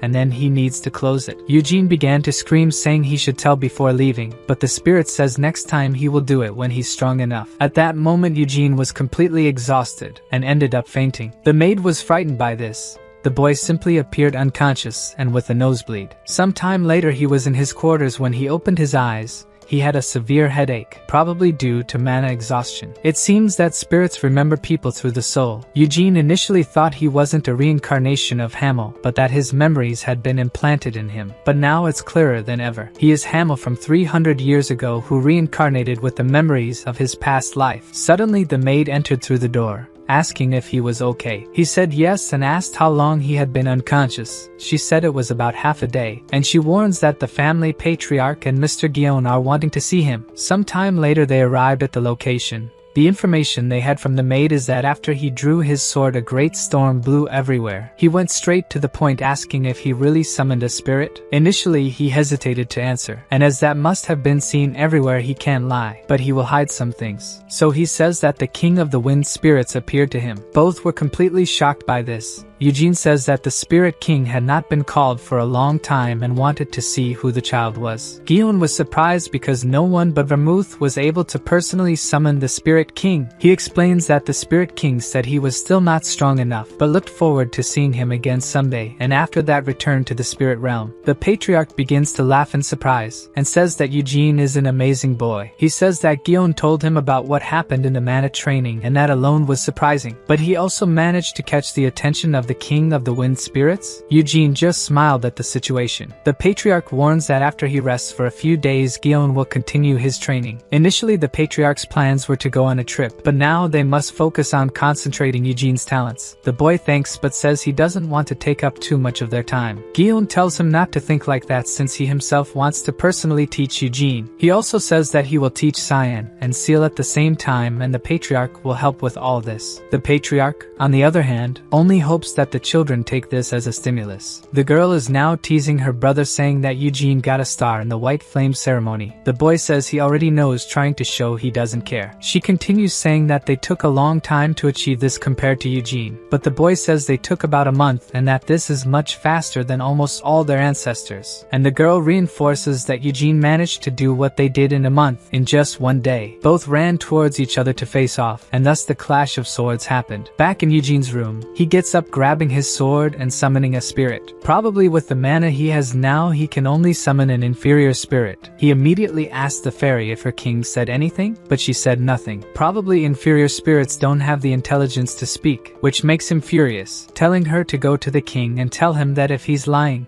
he'll kill him himself. The fairy didn't seem to like that very much, and flew over his hair, disappearing into the air behind him. At this moment Eugene thought that he was the only one who died in Helmut Castle. Only Vermouth and the Demon King of Incarceration know about the oath made. At some point he will have to return to Helmut Castle. He will also have to return to Arath, Sienna's homeland. He will have to return to Ura's, Elisa's homeland, and to Ruhr, Molin's homeland. But at this moment it is impossible for him to travel to countries with this young body. But someday he will know the whole truth. I have plans that I cannot share with you right now. With that, time passed. Eugene Lionheart was now 17 years old, and had an admirable physique, even surprising himself with it. At this moment, he had already achieved 3 stars in the White Flames method, but all of this still wasn't enough for him. To fully utilize this monstrous body, he needed to tap into more than just his knowledge from his past life. So when he returned to the exterior of Lionheart Mansion, he was saying that he needed to go to Arath to learn magic. He was telling this to Cyan, who was surprised. He even started mocking the other boy, suggesting that something happened during his White Flames training. The boy quickly deduced that he had indeed succeeded, and he said yes, he had 3 white stars at the age of 17. He was emanating an incredibly powerful white aura. The boy couldn't believe what he was seeing. Panicking, he questioned how this was possible. This was because Eugene was introduced to mana and the White Flames 7 years after him. Eugene says it makes sense since he's a genius. I want to kill you. Haha, you can't do that to your little brother. But also it's not like Eugene didn't beat him up every morning. But that's also because Cyan asks for duels every morning. Facts are undeniable. Cyan frustratedly asks why he wants to go there to learn magic and questions if he has forgotten what happened to their brother named Iod. After going to Arath and learning magic, when the continuation ceremony ended, his talents were not good enough to become a disciple of Lord Loberian. So even though he managed to enter the Red Tower through certain connections, he achieved nothing, and even now, 4 years later, he must be just wandering around the magic tower. Eugene gets furious, saying he has no limits when it comes to talking about his older brother. Cyan, on the other hand, tells him not to act like he knows everything, even saying he'll go to Arath to learn magic, since if he does, probably Seal will be sad. Eugene mocks, asking if he's talking about the same person who has hardly said anything so far and trained alone all this time, and walks away saying that's too bad for her. At this moment, Eugene is going to meet with the head of the family, probably to report his 3-star status. He will gain early permission to go to the tower. There was nothing Cyan could do. He could only kick the sword and curse. Once again, Eugene was showing off to him. The patriarch of the family was incredulous upon hearing Eugene's request. Eugene wants to go to the magic tower to learn about this. The patriarch panics, saying there has never been anyone who achieved 3 stars at Eugene's age, and if he continued, he would probably reach 4 stars before becoming an adult. Eugene, on the other hand, says he received something upon reaching 3 stars today, and says that if he continues doing the things he did in the main house, he doesn't think he can keep growing much. He wants to learn many more things and still doesn't know if he has talent for magic. But if he starts studying there now, he might see mana from a different perspective. In summary, he is sure all of this will be very useful for him in the future. So, prostrating himself, he pleads for the patriarch to please accept his request. The patriarch remains reluctant to accept the request, but upon looking at the prodigy boy, he asks the boy to raise his head. As the head of the family, he could never suppress his burning desire to learn, so he says he understands his intentions, but asks Eugene to promise that he will never get involved with black magic. This is because in Arath there is a black tower where black mages gather. Unlike in the past, there are no rumors of danger nowadays, and their public perception is not so bad, but still the Lionhearts are descendants of the great Vermouth, and thus they have an unspoken rule about black magic. Eugene already knows a lot about demon kings and black mages since he experienced it 300 years ago, so he tells the patriarch not to worry about it, asserting that he also hates black magic. After leaving the patriarch's room, Eugene hears someone knocking on the door next to him. The person calling him asks to talk to him real quick. Eugene asks why she doesn't come out and talk here, but she says she doesn't want to, as she was training until now and smells like sweat. This was Seal asking if he was really going to Arath. At this point, Cyan had already told her everything, even about him reaching the 3 stars, so she asks why he's leaving. He says he wants to learn magic. Seal says they have elemental spirits magic, and he can even ask a mage from the capital to come here and train him if needed. She also starts saying that while he's away, Cyan's and her skills may catch up to him. He, on the other hand, says it's okay. It'll be more fun to face them in duels. He even says it's been a long time since they dueled last. The hesitant girl asks if they start dueling from now on. Eugene would give up going to Arath to train magic, and he says of course not, he'll go anyway. Seal starts asking things like, how long will he stay there? Why does he have to stay away for so many years? Asking if he knows that things will become harder after he leaves the house? Even asking about his real father? Eugene says his father will be fine without him. The man has already perfectly adjusted to life in the main house, and as he goes out hunting frequently, he has also lost a lot of weight. She mentions that even Uncle Guillaume will be sad about his departure, and he says that might be true. She also asks about his brother Cyan, saying he seemed very sad when he came to tell her all this, but smiling, Eugene says he'll go anyway and asks her to continue training diligently. This caught the girl off guard, but Eugene was already leaving. Quickly she opened the door to see him, asking if he was really going. Eugene just waved to her, which made her say he's terrible. That's because she also doesn't want him to go. I admit I would accept a little romance in this work, but the protagonist is also right to refuse a loose woman to seek more power. Eugene now went to meet his real father. He was advising him not to hang out with bad people and even not to be lazy with his studies. Eugene was also urging the man not to stop exercising just because he's not around. Gerhard just laughed. At this point Eugene was taller than his own father. He also seemed more mature, so Gerhard wishes him a good trip. Now in front of the portal, the time for his departure has finally come. The patriarch asked if he really didn't need guards. Eugene says he was confident he could at least protect himself and asked them not to worry about him. The patriarch knows this is true and that he is different from Iod. At this moment several expressions were possible to be seen. Among them there was happiness, sadness, and even remorse. Eugene seemed to be bothered by something. It was his father who couldn't stop crying. Now, right at the moment of his departure, the young man says he'll leave even if he keeps crying like this. So couldn't he give a smile at least before he leaves? The man, wiping his tears, gives a big smile, wishing him good luck. Eugene thanks him. Turning to enter the portal, he affirms that he will return. Very beautiful scene with his father. Now we are in the capital of the magical kingdom of Arath, called Pentagon. The 5 magical towers create a pentagram around the palace,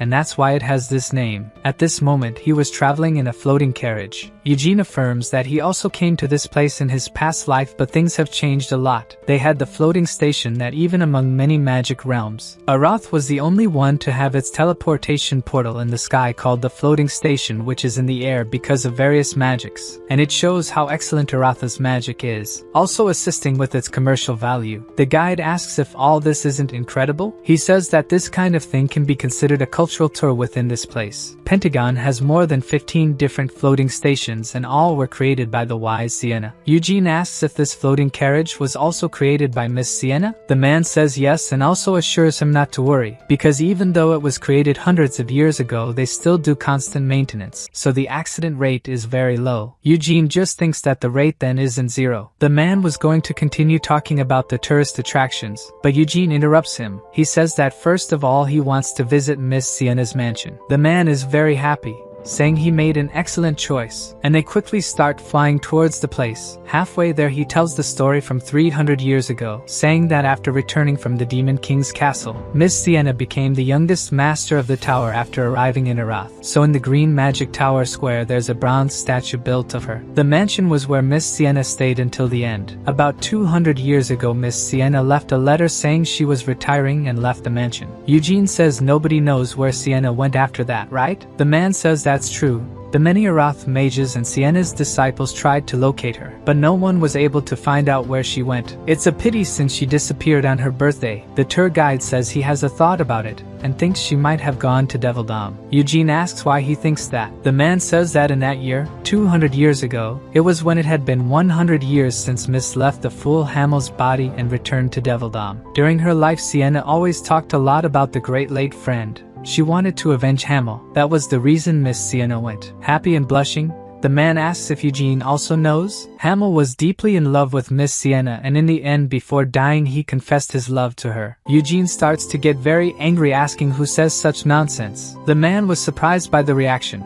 Quickly, Eugene tries to fix the mistake, but the man said it seems Eugene doesn't like much the romance between Hamel and Miss Sienna. But there are other theories about the great mage Sienna's retirement. There's a story that says Miss Sienna despised black magic and the demons opposed her, and built the Black Magic Tower until the day she retired. Some people think that some radical black mages who were appealing for the construction of the Black Magic Tower murdered Miss Sienna. Eugene, again furious, says it's impossible for a mere black mage to assassinate the great Miss Sienna. The man says he thinks that way too, and says that during that time, the Black Magic Tower also vehemently denied the assassination hypothesis. Eugene thinks she really couldn't have died by the hands of a black mage. But what if it was a demon king? Vermouth was still investing in Arath for the Black Magic Tower. From the perspective of the demon kings, Sienna must have been annoying enough to want to kill her. Arriving at the appointed place, Eugene sadly gets off the carriage, wondering, had Sienna really died? In front of the mansion, several people were clamoring to pass the test this time and enter the Magic Tower. All of these were students who were going to take the admission test for the Magic Towers.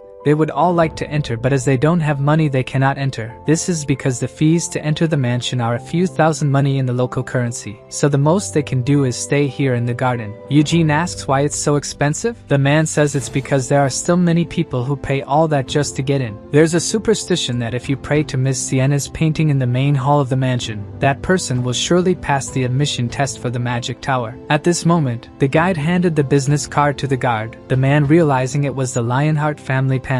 They quickly started opening the door, apologizing for the inconvenience. After Eugene enters, the guide says he'll wait for him outside, thus closing the door. Finally, the moment arrived. The moment to see how Sienna lived all this time. Walking through the mansion's corridors, he realizes it's very large here and thinks she lived here for over 100 years. At this moment, he has a memory of her asking him, what would he do after all this? This question was very sudden for him. She explains that, as they're wasting their youth in a place like this, Shouldn't they at least have a little fun when it's all over? But it seems poor Hamel never thought about that. The idiot Molin already said he wants to become a king, which makes Hamel call him crazy, asking why he would want to become a king. She just asks him not to pick on Molin since anyone can dream. Hamel asks if she's been drinking. He thinks this because this is a phrase he always said, saying anyone can dream. She furious says she was just trying to be honest, which leads him to ask what she wants to do. This also caught her off guard and she didn't really know how to respond. So completely flushed she says she wanted to have a normal life like everyone else, wanted to marry and have children. She wanted to become a grandma in the future. But was this what the future proposed to her? She wished to meet a good man, get married, and age peacefully. So why did she live alone for 100 years? Raising her hand while thinking of her companion, the guard next to him scolded him for touching it. Eugene gets frustrated as this was one of the first times he showed any emotion. So he moves to another location. He went to a huge study area that uses the entire mansion's basement. Rummaging through the bookshelf, he thinks Sienna must have left some clue here, but the guard scolds him again not to touch it. In this case, the only thing he can do is look at the covers and see if any title catches his attention. He starts to remember the necklace he found in the safe with implanted false memories, and wonders if all that was just by chance. Probably the necklace would have reacted to Hamel's soul just as the Spirit King managed to recognize him. Someone must be involved in his reincarnation.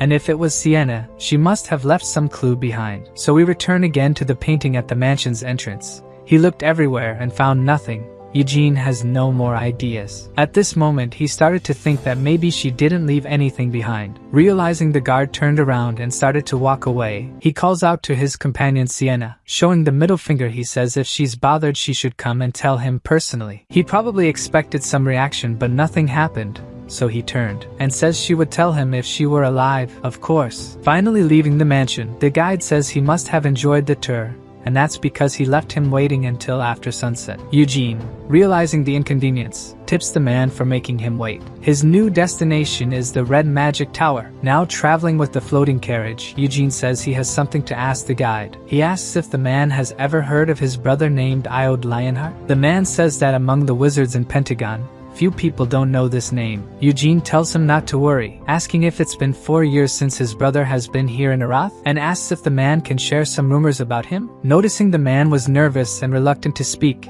Eugene says he hasn't talked to his brother in a long time and would appreciate any information about him. So he won't be offended by whatever he says and also won't tell the family or Iod himself when he meets him. He says this swearing by his name. The guy just needs to say what he knows about his little brother. The man still hesitated to speak but says he will share what he knows. He heard that Mr. Iod often goes out at night to seek certain forms of entertainment. Eugene starts to think it must be some kind of entertainment he can have at his age. But the man interrupts him saying it's not that kind, and when Eugene asks what it is, the man says it's just a succubus. This completely infuriates Eugene, saying they're not in Helmuth, so why would there be a succubus here? The guide explains that even though they're not in Helmuth, there's still a black magic tower, and with it, there are several black mages and also demons. Eugene seemed very frustrated with the information. The guide says that in fact, he was being entertained by a succubus, and that this is a necessary evil in some places here in Arath. This street is famous for the black market, and some shops hire succubus as attendants. What he heard is that Iod often goes to this place. The guide also says the name of the street is Bolero, and the shops don't open every day. They only show all the corruption on the full moon night of each month. Initially,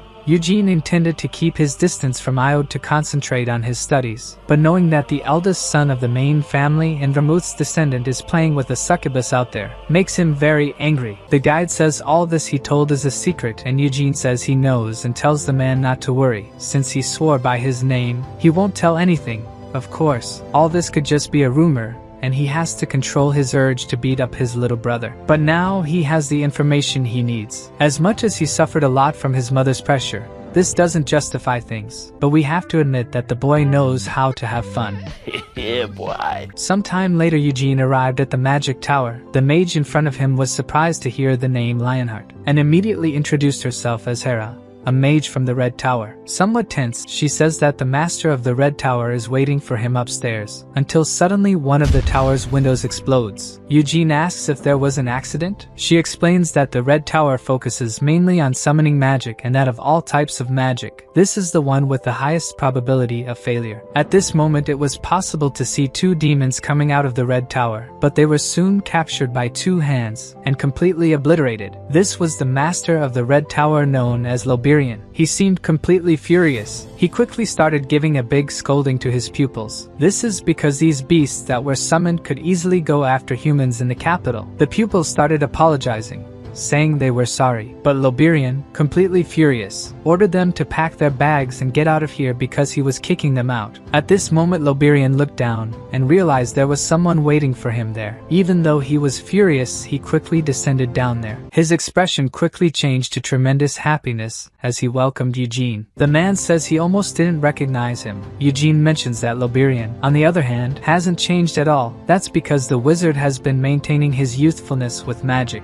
But now Eugene, after training his mana ability, can perceive that the man is different from 4 years ago. Loberian is extremely strong. Of course, he doesn't come close to the great mage Sienna, but he's definitely on the level of the masters of the 5 magic towers. Loberian says that the patriarch told him about Eugene's interest in magic, so he says that the path won't be easy, but he's sure the boy will do well. Until he notices a presence behind them. Someone was lurking at the door. Quickly, he used his magic, which caused the doors to open and reveal someone who was behind them. This was Iode Lionheart. Eugene was furious to realize that all his life essence had been sucked by a succubus. Loberian asks why the boy doesn't come and greet his brother. All trembling, he says he doesn't know what to say. Eugene says hello to his brother, saying it's nice to see him again. Iode says yes, but it was clear he was in a panic. Loberian, furious, asks what he's waiting for. If there's nothing else to say, he should go up and read something. Iode says it's okay, and closes the door, doing what he was ordered to do. Loberian apologizes for showing unpleasant things, quickly changing the subject, saying that the patriarch said Eugene doesn't want to learn magic directly from the master of the tower. He says it's true, since if he learned directly from Loberian, many would hold grudges against the Lionhearts. So for now,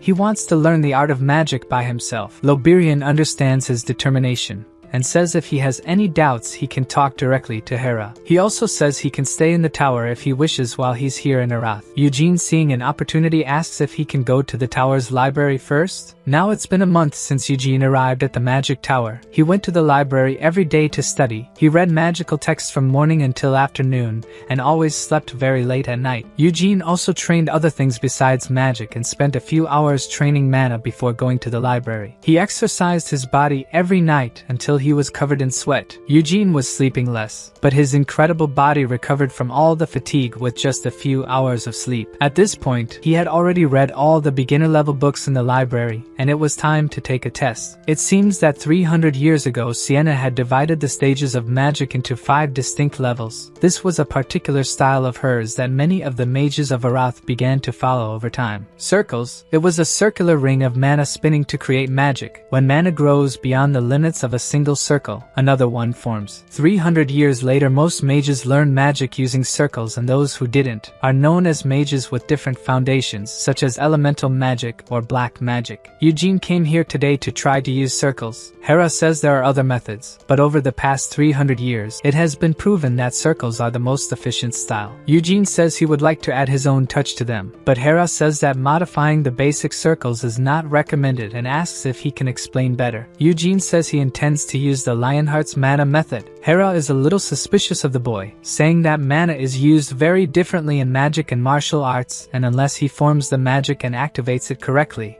no magical effect will occur. Even if the mana gets out of control, he may not only be severely injured but even killed. But that's why he wants to test it. That's why he read all the books in the tower. She thinks he really has the mentality of a 17-year-old to have that, and says it's okay, he can test it. Pulling out her staff, She says if she judges that things are getting dangerous, she will intervene. That's because if he gets hurt, it will be both the Tower Master's and her own fault. So emanating his mana, he says he'll start. Hera stood in front of him, ready for the unexpected. For Eugene, the ritual of white flames and circles are different methods, but essentially the same. With the ritual of white flames, mana is passed through the heart stars. With circles, mana is passed through a hook, so by replacing the circles with his stars, he can increase his mana and control it depending on what the situation requires. Hera begins to be perplexed. He's perfectly controlling a large amount of mana. How is that possible at his age? Eugene initially conjured a fireball, made it larger, then reduced it, and turned it into a magic missile. He just did the magical calculations in his head without even showing them and changed the magic without dispelling. Eugene is pleased with the result for his first attempt, then asks if she can summon a monster for him to test the strength of his magic. Somewhat reluctant, she says yes and thinks if a golem would be enough. Quickly she starts casting a spell and a golem starts to emerge from the ground. This is a golem made of cabrium.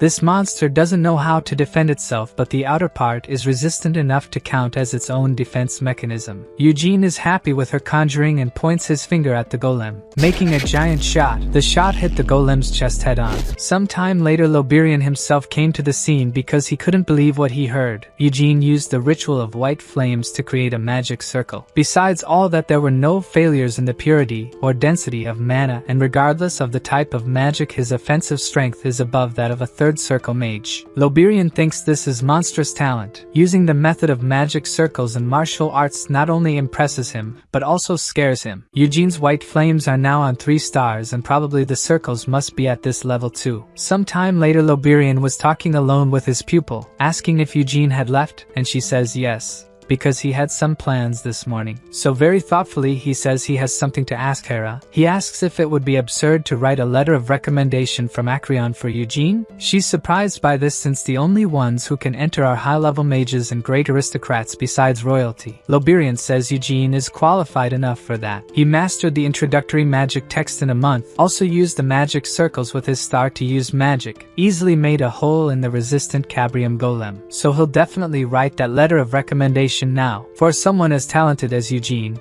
he should be treated as such. Hera says other mages may complain, so Loberian asserts that if people complain, it only means they lost to their envy and failed to see the truth. But changing the subject, he asks what kind of plans the boy had for today since he doesn't know anyone in Arath. Hera says the boy said he was going to see a friend. Loberian is surprised since Eugene wasn't supposed to have any friends in Arath. At this moment we were at Merdane Square. Eugene came here to see the great statue of Sienna. It seems she always smiled like that when she did something good with her magic, until suddenly someone very tall appears in front of him, asking if he was Eugene. Eugene froze in panic and surprised to realize that it was Gargus Lionheart. The doubt that wouldn't go away was if it was really possible to have a beard like that at 18 years old. Gargus says he has grown a lot, but not as much as himself, and Eugene knows that very well. Just by shaking the boy's hand, Gargus can feel that he has trained his body a lot in the last 4 years. But even so, he says it's not enough. Then he takes out a vial saying that this is his family's secret muscle growth supplement. But of course Eugene doesn't want this. Eugene even tells him to stop trying to send that strange potion to him through his father. And he gets straight to the point, asking why he would like to see him. Gargus asks if he knows about Bolero Alley. Eugene says more or less, but he knows that's where Iode is going all the time. The bodybuilder says he heard a rumor that a giant's testicle is being auctioned there. Eugene is astonished to hear this and asks if he heard correctly. Gargus repeats, saying it's the testicle of a giant. Good. It must be huge. This is an item that has a lot of value for mages, and he wants to make an original muscle growth supplement by giving this testicle to a famous alchemist from Arath. Initially he asked them to go together, saying he brought plenty of money but it might not be enough. To sum up, Eugene understands that he wants to borrow money now. Out of nowhere the man widens his eyes and falls to his knees, begging for him to help. Eugene, very embarrassed, says it's okay and asks him to get up. Gargus thanks him and swears by his own name that he will pay with interest. He also says there will be other high-value items at the auction besides the giant's testicles, and asks if Eugene isn't interested. But he's only interested in the street called Bolero. That's because he crossed paths with Iode a few days ago in the tower. It was clear he had signs of being sucked by a succubus recently. For sure on the next full moon Iode will go to Bolero Alley again. The man can't stand being unsucked anymore. At this moment, Eugene was heading to meet Loberian. He wanted to ask this man a few questions about his brother. Upon arrival,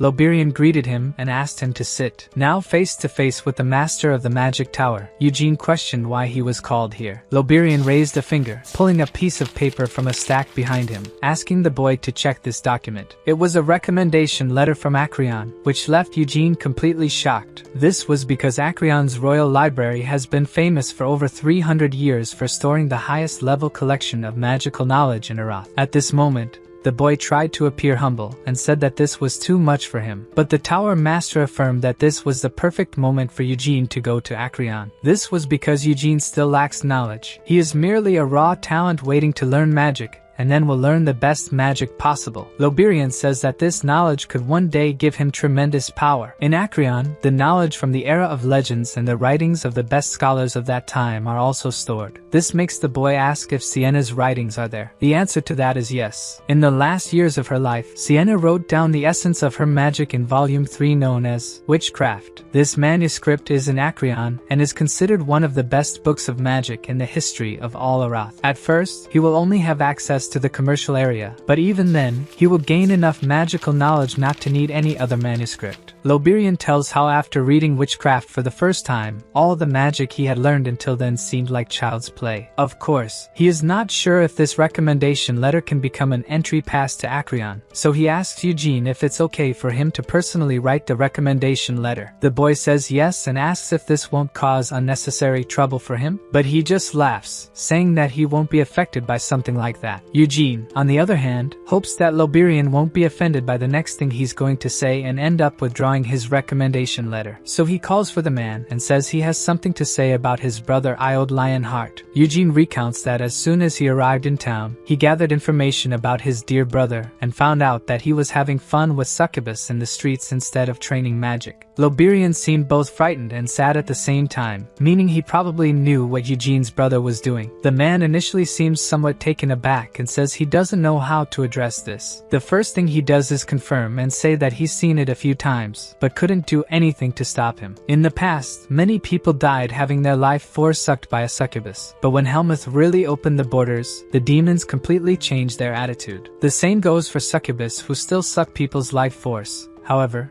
they no longer kill anyone, and that's because the Queen of Nightmares herself strongly forbade it here. But of course, all this doesn't justify Iode's actions. The Tower Master asks Eugene to try to consider his position, which leaves the boy somewhat surprised. Loberian explains that Iode came to Arath at the age of 4 with great expectations, but the talent he had couldn't meet those expectations. He went through various difficulties, and they tried their best to continue guiding him. Unfortunately, Iode cannot shake off the expectations of carrying the Lionheart family name, and the pressure on him continues to grow day by day. So the Tower Master kind of knew about all this and warned him not to get too involved. Loberian allowed him to enter this life because if he hadn't gotten rid of the stress before, he would have lost control long ago. Unfortunately, our protagonist knows very well how things work in the main family. The two crazy mothers constantly vying for power, two prodigy children with many ambitions. Surely Iode felt very pressured being alone among them. The reason he continues here in the Magic Tower being mocked is because even that is better than going back to the main family. Of course, Eugene understands the situation but says that a succubus is already going too far. They may be smiling now, but they are still demons and have never truly been able to integrate with humans. So Eugene will have to see with his own eyes what the succubus is doing to his brother. Now we're on a full moon night on Bolero Street. These two people are who we think they are. The taller blonde man is the crazy bodybuilder, while the black-haired guy is Eugene trying not to attract attention with the white hair of his Lionheart family. At this moment someone called Eugene. As soon as he answered he asked how the man knew. The person calling him was the guide saying that the communicator only connects on Bolero Street,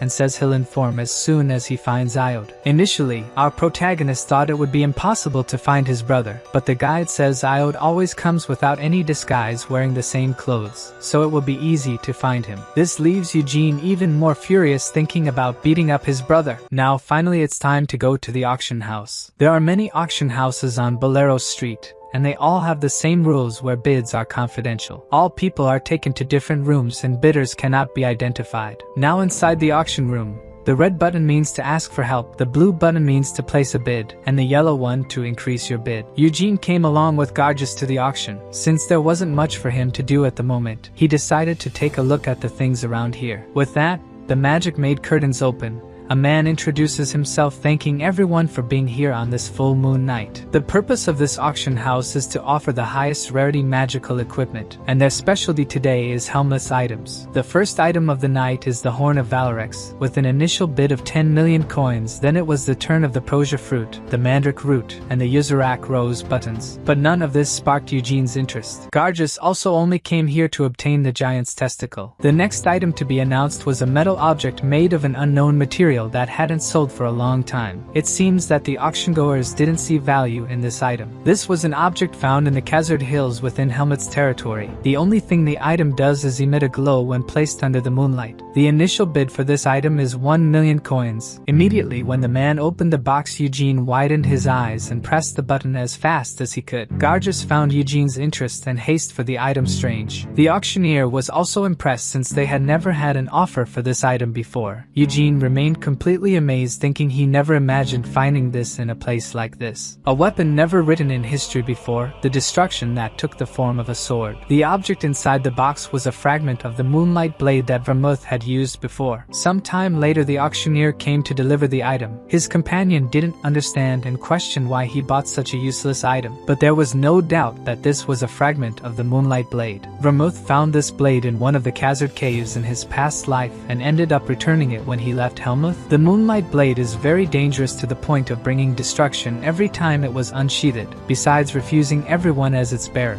except Vermouth. Perhaps the legendary hero broke it into pieces so it wouldn't be used again? The intention was to buy the item to check if there was any trace of mana, which wasn't the case. It no longer gave off the same evil sensation as before and was silent now. But what would be done with this item should be thought about later with more calm. At this moment the guide called Eugene, saying that Iode had arrived. Eugene began to leave the auction to go meet his brother, but says he will leave his cards so that Gargus can borrow the money and buy the giant's testicles.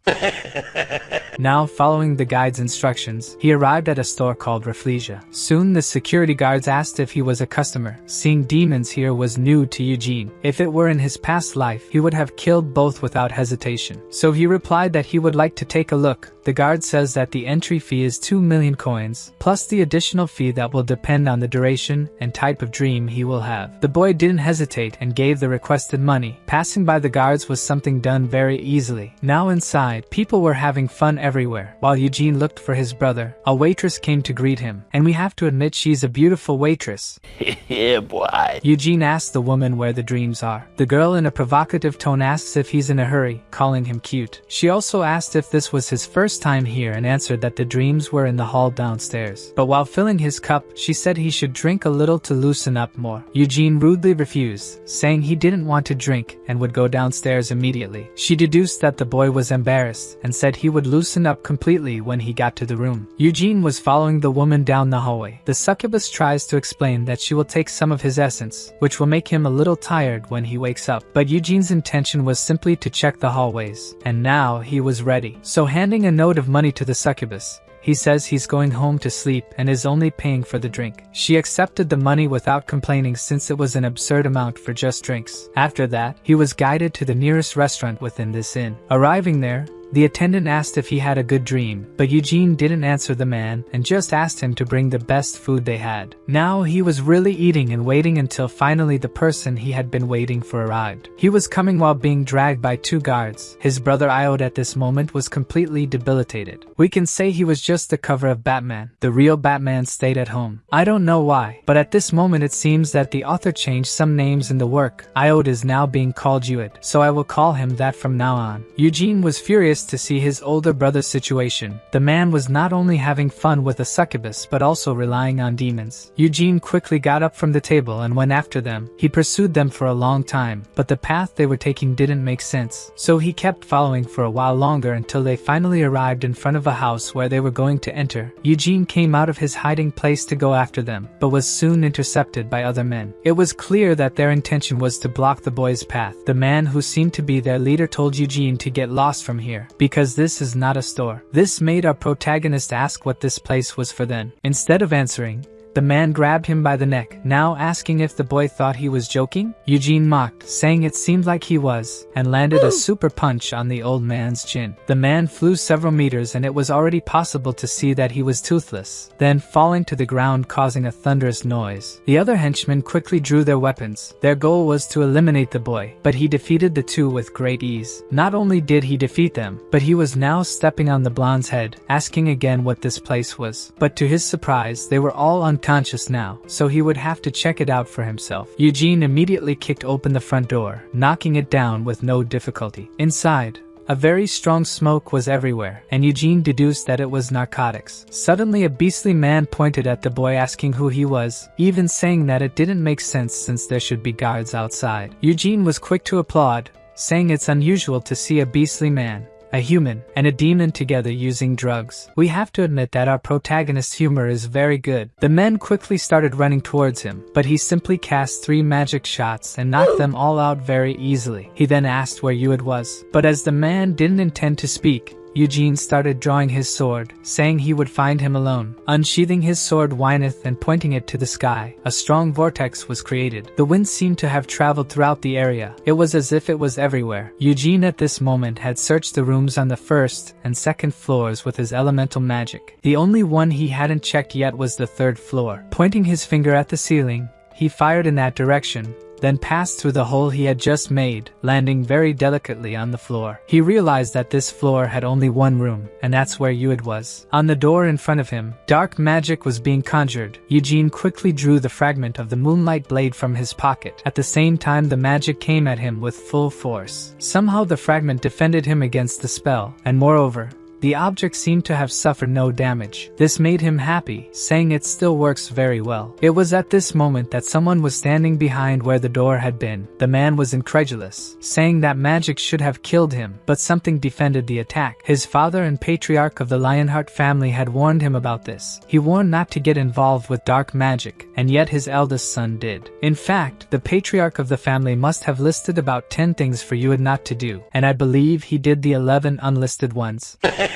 At this point, Eugene says he won't follow him if he runs away now. Then, furiously, he orders him to get out of his way immediately. To show he wasn't bluffing, he releases his aura of white flames, strong enough to intimidate his opponent. The man, seeing the power of the Lionhearts, was incredulous. At this moment, 2 demons came out of the door behind the wizard. These were the demons who brought Yuid here. This left our protagonist completely excited. The monsters quickly drew their claws. Eugene entered a battle stance, calling the monsters to come at him. They came running straight for him. Eugene cut with his sword whineth, causing a small whirlwind, defeating one of the demons everywhere easily. The surviving demon continued its charge. It tried to strike with its right hand, but its right hand no longer belonged to its body.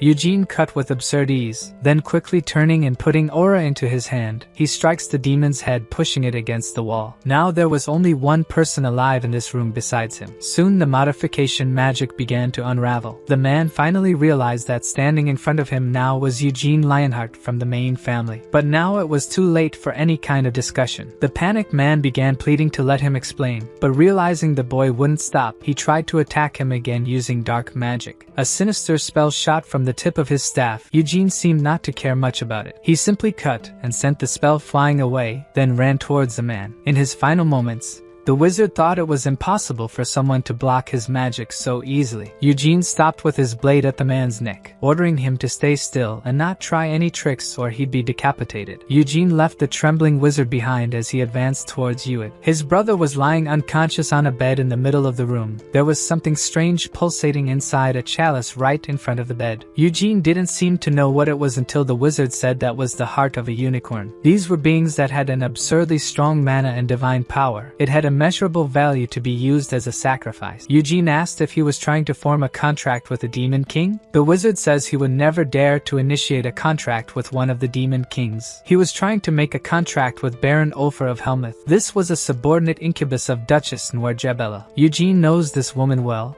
saying she really lived for 300 years. Surely she wouldn't be a match for a Demon King, but considering she was the Night Witch Queen, She must be strong enough to be called Duchess. Eugene questions if his brother wanted to form a contract with a mere incubus of the Duchess. Is he sacrificing a unicorn's heart while being drunk and drugged beyond belief? Did he get that right? The man prostrating completely says that was what you had desired. The boy provided the money so he couldn't reject his order. Eugene, still furious, says he must have loved that the eldest son of the Lionheart gave him money and requested he initiate a contract with his master. He is sure that if all this had succeeded, who would benefit from it would be the wizard who would gain power from Ophir. So judging that the man's fault is due to his greed, he orders him to stop blaming others and tells him to shut up if he doesn't want to die. The nervous, sweating man immediately accepted his order. At this moment, Eugene goes to his dear brother, who is completely debilitated and unconscious, and lands a very strong slap on his face. Ketchup came out of his mouth and his face was deformed by the impact. Startled, he wakes up asking if it was Eugene in front of him. It seems that after this affection, his brother finally regained consciousness. There's nothing like brotherly love to put sense into a guy's head.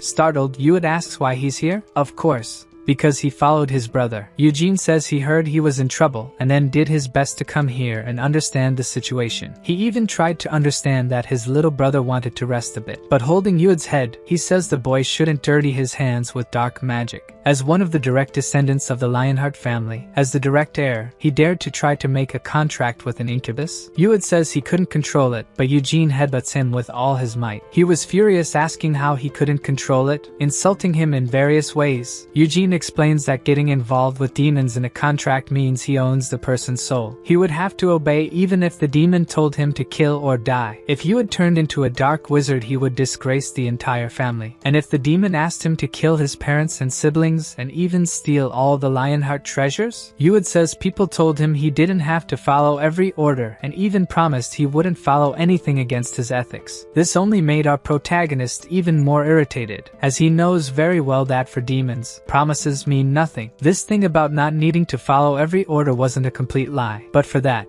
you had to risk your life and disobey the demon's orders. But would Yuid, who had already surrendered to a mere succubus and was trying to escape reality with drinks, do that? For a moment, the boy remained silent. While Eugene looked at him seriously, the boy gathered the courage to speak, asking what he knows about him to insult him like this. Mocking the situation, he asks his brother to tell him then. The boy starts talking about how Eugene has no idea, as he receives all the attention. Being an adopted son of the direct family, he got all the support from the patriarch, so he doesn't know anything. Eugene understood he meant he was being unjustly treated, but explains that the boy also had the same support as him. Not only did he also inherit the white flames, but also had a chance to become a disciple of the Magic Tower Master. Hearing this makes him cry even more. The reason Eugene is better isn't simply because the patriarch treats him better. That's simply because he was born better. Yuid says talent isn't something he can get, while Eugene explains not everything comes from talent. He only got where he is because of his hard training. His brothers are also doing their best in the main house now, while Yuid was here addicted to things he shouldn't be. With a look of disgust, Eugene asks if he thinks he can become the patriarch just by gaining strength with dark magic. The boy says he doesn't want to become the patriarch. He was shouting that he wanted to become a dark wizard and go to Vermouth to be recognized by his. At this moment, Eugene landed a punch right in the middle of his brother's face. The punch was so strong he flew and crashed against the wall. He was screaming in pain. Eugene asks what he said. A Lionheart descendant of the great hero Vermouth would like to be recognized by demons. He aspires for demons to recognize him over his own family. Eugene furiously says he's getting things wrong. Besides being the eldest Lionheart, he's worthless. With such words, Yuid could only stay quiet and listen. He had everything others couldn't have, and yet he was still here crying. Taking his phone, Eugene says he doesn't want to talk to him anymore, and he'll have to speak directly with Loberian from now on. Sometime later, the guards were taking the wizard away. At this moment, the Tower Master was already in this room. While he was furious, the man was also disappointed. Yuid starts stammering, calling for Loberian, saying he didn't do anything wrong. He didn't really get involved with dark magic. But Loberian says he tried and that's enough. Yuid shamed the Lionheart name. He insulted his own father who trusted the boy to be under his care. He insulted the mages of the Red Tower of Magic who taught him. He insulted Loberian who tried to accommodate him. Yuid starts making excuses again. Loberian orders him to stop or he'll be forced to punish him for such insults. just like his body is ordering him to do now. If he really wants to apologize, it will have to be with his parents who sent him here. The boy fell into despair, not knowing what to do, so everyone returned to the tower. After that night, Loberian called Gillard and Theonis to Arath. Both were completely dissatisfied, but the tower master had also called another person who had just arrived. This was Balzac Ludbeth, the master of the Black Magic Tower. This man held the position of master of the Black Magic Tower for decades and is one of the 3 legendary black mages who made a contract with the Demon King of Incarceration. He was extremely powerful. The woman immediately asked what he was doing sitting here. She was asking this to the master of the Black Magic Tower. Loberian asked them to calm down since the Black Magic Tower had nothing to do with it. Furious, Theonis complains that Loberian said Ued was trying to practice black magic, and now he's saying the Black Tower has nothing to do with it. The man said the Black Tower doesn't control all practitioners of black magic in Arath. The wizard leading this cult is called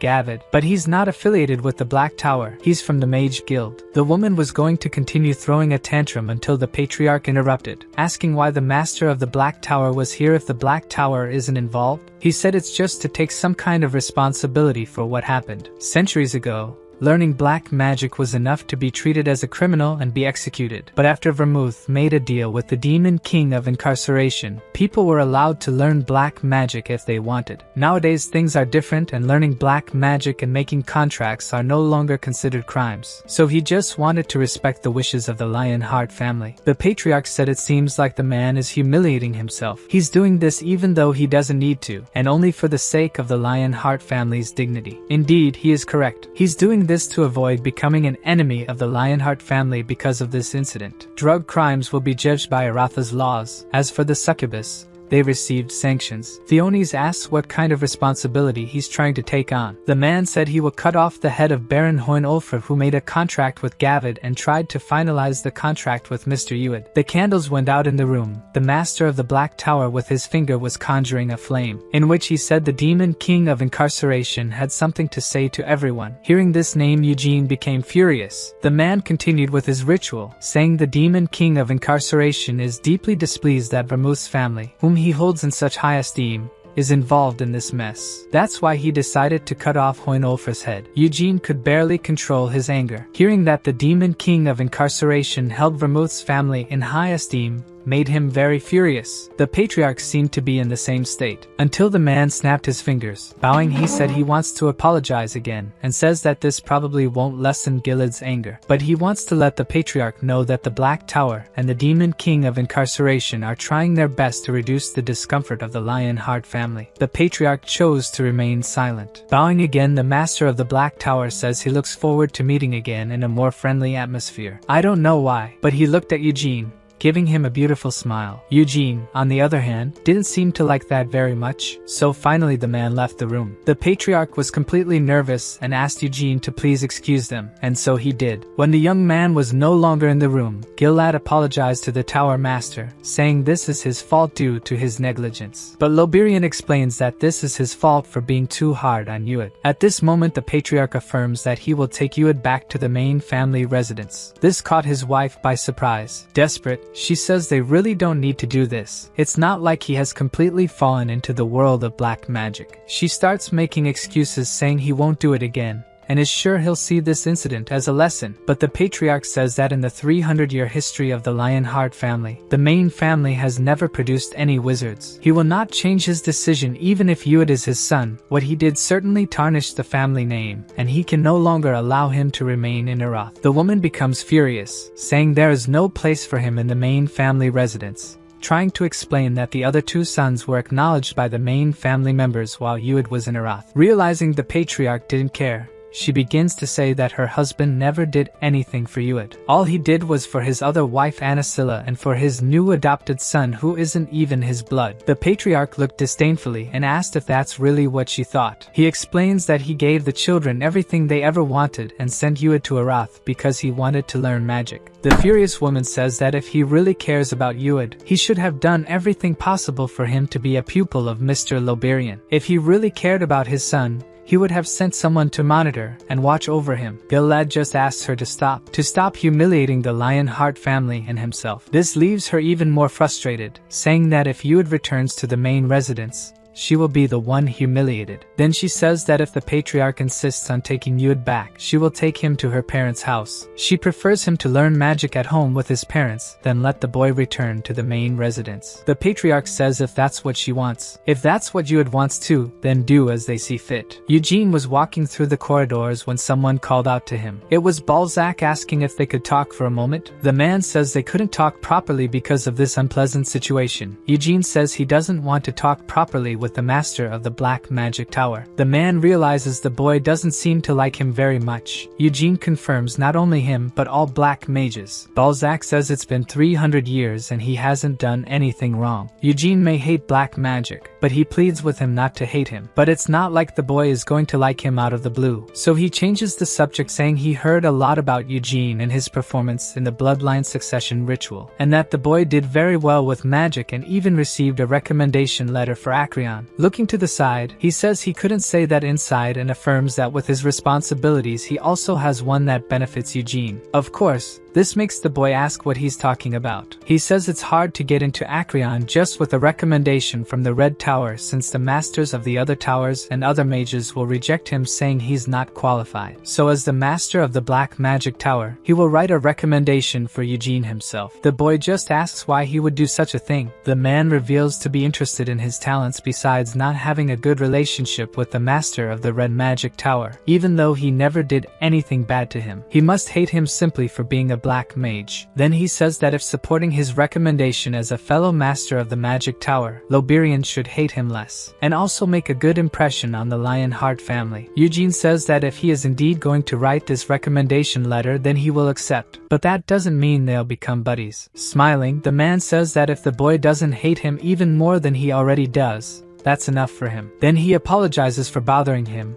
and says that was all he wanted for today, until Eugene asks if he really wasn't involved in his brother's problems. The man pauses, saying he takes great pride in being a black mage, and untalented black mages embarrass black magic just by existing, so even if that's Lionheart's successor, he wouldn't give an opportunity to anyone who wasn't extremely talented. Walking away, he asks if Eugene is satisfied with the answer. The boy thinks of his brother's deplorable state, and walks away cursing and wishing to punch him in the face again. Some time later, Eugene was sitting in front of something surprising. It was the unicorn's heart. His father gave it to him as a reward for stopping his brother's shameful behavior. Of course, there are various ways to use a unicorn's heart, but draining the mana from the heart is the easiest and most convenient thing to do. Asserting that the heart is in good condition, that the unicorn hasn't eaten too many French fries in recent years, he begins to drain the mana from the heart. At this rate, he would reach the 4-star level even before turning 20. The Lionheart family would faint if they knew this, because in the last 300 years of history, no one has reached 4 stars before becoming an adult. The Patriarch and Gion have 6 stars, and that alone classifies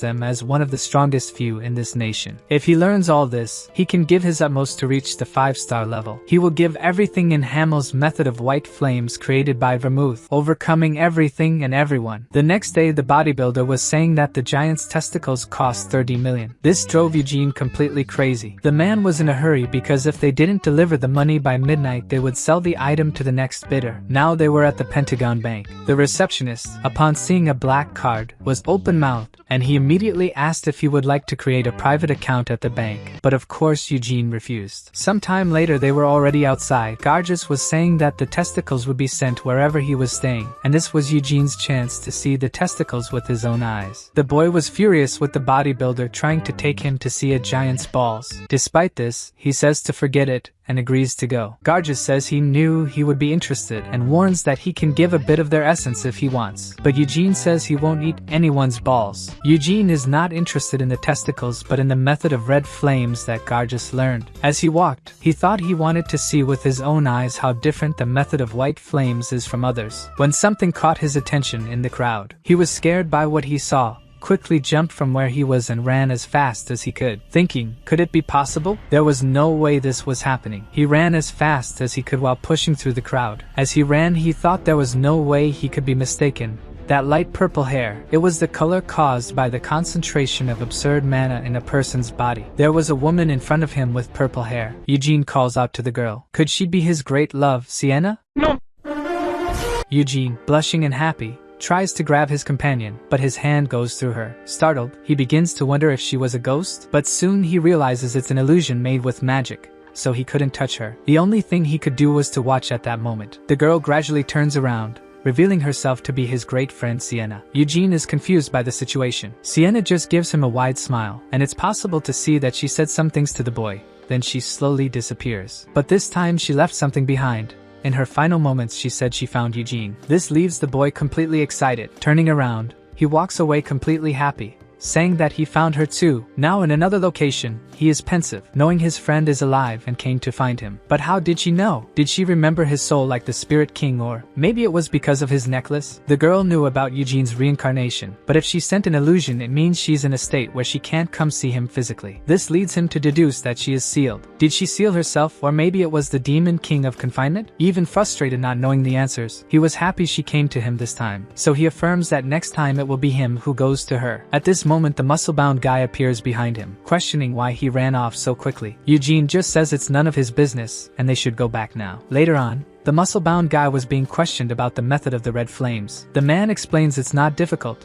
then strains his muscles to the maximum, causing his shirt to burst. Eugene asks if he couldn't show the method of the red flames without doing that. He says he could, but this is his charm. Then he finally begins concentrating. A red aura emerges from his body. Eugene wonders if the core also splits with the method of the red flames. Garjas says originally no, but his family managed to raise the number of stars through the method of the red flames up to 5, and as far as he knows, few families have obtained 5 stars using the derived methods taught to secondary families. Currently the big guy here has 2 stars. Eugene thinks that even after centuries of development the limit of the method of the red flames is 5 stars. The method of the white flames can only be used by the main family, while the weaker method of the red flames is taught to the other families, and that's why the difference between the main and secondary families is absurdly large and never surpassed. However, this doesn't make sense in the boy's head, since his friend Vermouth wasn't so petty. Eugene had thought of learning this method of the red flames if he had potential, but it won't be the case. So he bids farewell to his friend as he leaves. The muscle-bound guy asks if he won't wait for giant testicles, but flipping him off he says he can keep them. Now we're at the Red Magic Tower. It seems that Sienna's last magical texts are in Acreon. Surely there must be some clue about the mage in that book called Witchcraft. Both the master of the Loberian Tower and the master of the Black Tower said they would write recommendation letters for him, so there's a good chance he'll actually get in. Eugene thinks in his mind that his friend has already waited 300 years for him. Waiting just a little longer wouldn't hurt, right Sienna? We are now facing the crystal to take a test. A mere touch with the moonlight sword breaks the mana structure and disperses it. But with this small fragment he won't be able to disperse high-level magic. Thinking he can disperse lower-level spells, it's time to begin the test. If his mana doesn't break with that fragment, it means it will become stronger than the limits of the method of white flames. Sometime later, an apprentice is informing the mage that there are many explosions in Eugene's research room. Obviously, the girl says she'll check. Not long after she was arriving at the scene, when she started knocking on the door, she felt a very strong tremor coming from inside. Quickly she opened the door shouting in despair, asking if everything was okay. On the other side, we could see Eugene completely sweaty. The boy, very well conditioned and perspiring, heaves a sigh. The shy and concerned woman asks what he was doing. He says he's training mana along with his magical training, which was very doubtful since there were no magic circles in the place. The only thing, there was a small fragment in the middle of the room that was intact while everything around was destroyed. Eugene says it'll be better to explain in practice. Then he shoots a fire blast towards the fragment, thus causing a gigantic explosion. The woman was completely surprised. The boy, besides becoming faster, was perfectly using his own core as if it were a circle. It didn't make sense for someone who had just arrived to be so strong like that, but he was just focusing on his mana training, and it seems he made some progress. At first his magic was dispersing before even exploding, but now he can force the dispersing mana to stay together and create a massive explosion. Surprised, the woman says she heard about explosions coming from the boy's room, so she came to check. Of course, she didn't come here just for that, and said that the tower master wanted to see him. Going to get his clothes, he asks if the tower master is on the upper floor, but she says no. He is now in the royal library in Acreon. In the center of the pentagon created by the 5 magic towers is where Ratha's castle called Abraham stands. It was erected amidst a large lake, and it's not possible to reach it without a boat. Not even flying carriages or some kind of magic can cross it. All this is due to the demon seal circle that surrounds the lake. This circle, a gift given from Sienna to the royal family of Arath as a symbol of friendship that lasted until now, hundreds of years later. All of this was very surprising to Eugene. Of course, The boy recently learned about magic, but still it didn't seem possible that someone had managed to surround such a gigantic lake with a demon seal circle. The excited girl asks if Eugene would like to go visit Abraham. He says he was just looking because it seemed cool, but this is not a place one can visit just because they want to. She says that's true, and that only tower masters and high-caliber nobles can enter that place. Not even tower masters can use magic inside, and the only ones who can are the royal family, besides the castle mages who swore absolute loyalty to them. Eugene asks if that doesn't mean that the tower masters didn't swear loyalty to the royal family. She says they did, but they don't obey senseless orders. In summary, the magic towers in Arath have a mutual cooperation agreement. It's the parliament, and not the castle, that has a relationship with the magic towers. The castle itself has its own mages. But of course, this doesn't mean the mages are against each other or something like that. Now we finally arrived at our destination. The mage says that only 3 people disagreed with him being recommended for Acreon, and among them are the master of the blue and green towers, as well as the master of the mage guild. If Eugene can get their recognition, then he'll be able to enter Acreon. With that said, the girl bids farewell saying she'll leave, but completely excited, she tells him not to be nervous and wishes the boy good luck. He thanks her with a wave of his hand. Inside, Eugene bows to all the tower masters, introducing himself to them. In this place was the captain of the castle mages called Tremple Wizarder, the master of the red magic tower, Loberian Serpis, the master of the green magic tower, Generic Osman, the master of the blue magic tower called Hiradouth Auslan, the mistress of the white magic tower, Melkith Elhaya, the master of the black magic tower, Balzac Ludbeth, and lastly, the master of the mage guild Edgar Gyron. Soon someone orders the boy to lift his head. This was the first in the succession line of Arath called Hunayan Abraham, who was now saying that he had heard the boy's name for many years and always thought of meeting him. Eugene also heard a lot about this man who is a genius who achieved 5 circles even before becoming an adult. The master of the blue tower says he also heard a lot about the boy, and even the masters of the red and black magic towers were aggressively advocating for him. Of course, the man is aware that the boy is talented, but fencing and magic are very different things. The master thinks that the boy is only 17 years old and is a child who has just started learning magic, so should he already be receiving a recommendation for Acreon? He theorizes that there is something behind this since the master of the red tower is a longtime friend of the Lionheart Patriarch. Besides, maybe the master of the black tower wants to get closer to the Lionheart to make up for the shame he recently received. Eugene says he understands the situation and asks what he should do to get into this school. Loberian says he must show his magic.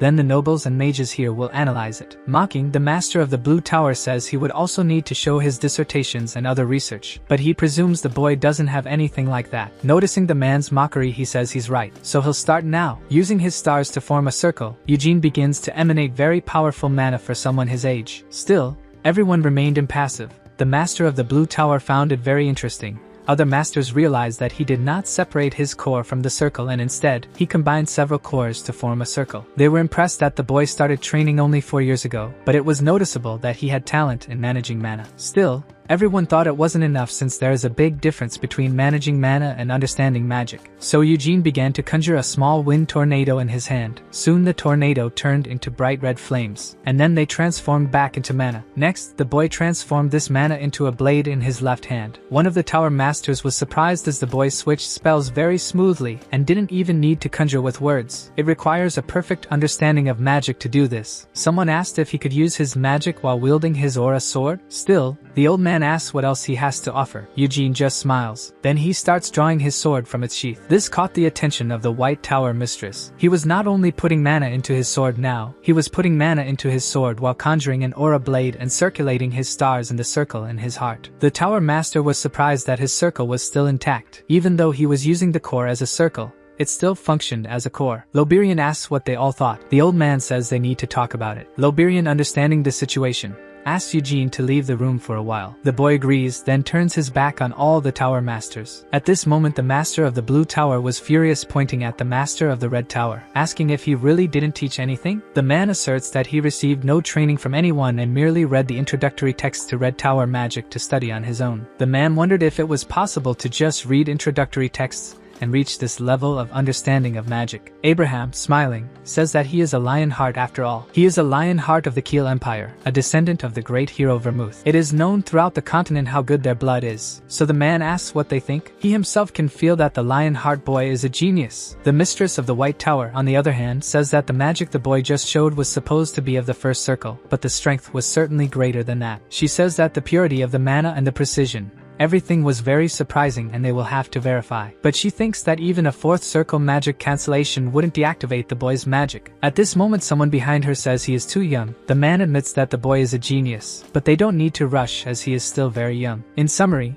he proposes that Loberian teach the boy for a few years until he is a necessity for Acreon. Another tower master says it would be good to think of this as an investment. The boy is only 17 years old and is very talented besides being a lion heart. Even though he is young, his skills are good enough and he still has infinite potential. Of course, they are already on good terms with the lion heart family. But putting that aside, they can do a favor for Eugene and invest in him. The old man contests, saying that even if he is talented, he is still an adopted son, and he won't become patriarch anyway. The master of the Black Tower affirms that one of the twins named Cyan Lionheart will be the patriarch. This is because Ued Lionheart has an inferiority complex, in addition to the recent incident, so he will not win the dispute for the position of patriarch. The man asserts that even if Eugene cannot become the patriarch, the boy's solidity in the main family should not be underestimated. Another man intervenes, saying that the boy will have to leave the main family at some point. If he marries and has children, it is a lion heart custom to leave the main family mansion. In summary, they should invite him to Arath when that happens, claiming that the boy will be skilled enough in a few years, so he won't have forgotten the favor they did for him. The Black Mage continues, saying that Eugene is famous for showing himself to be very talented in the blood succession ritual 4 years ago. Even the Lionheart family recognized this potential of the boy, and if he gets the support of Arath, he can become the very incarnation of the great Vermouth from 300 years ago. The old man starts laughing,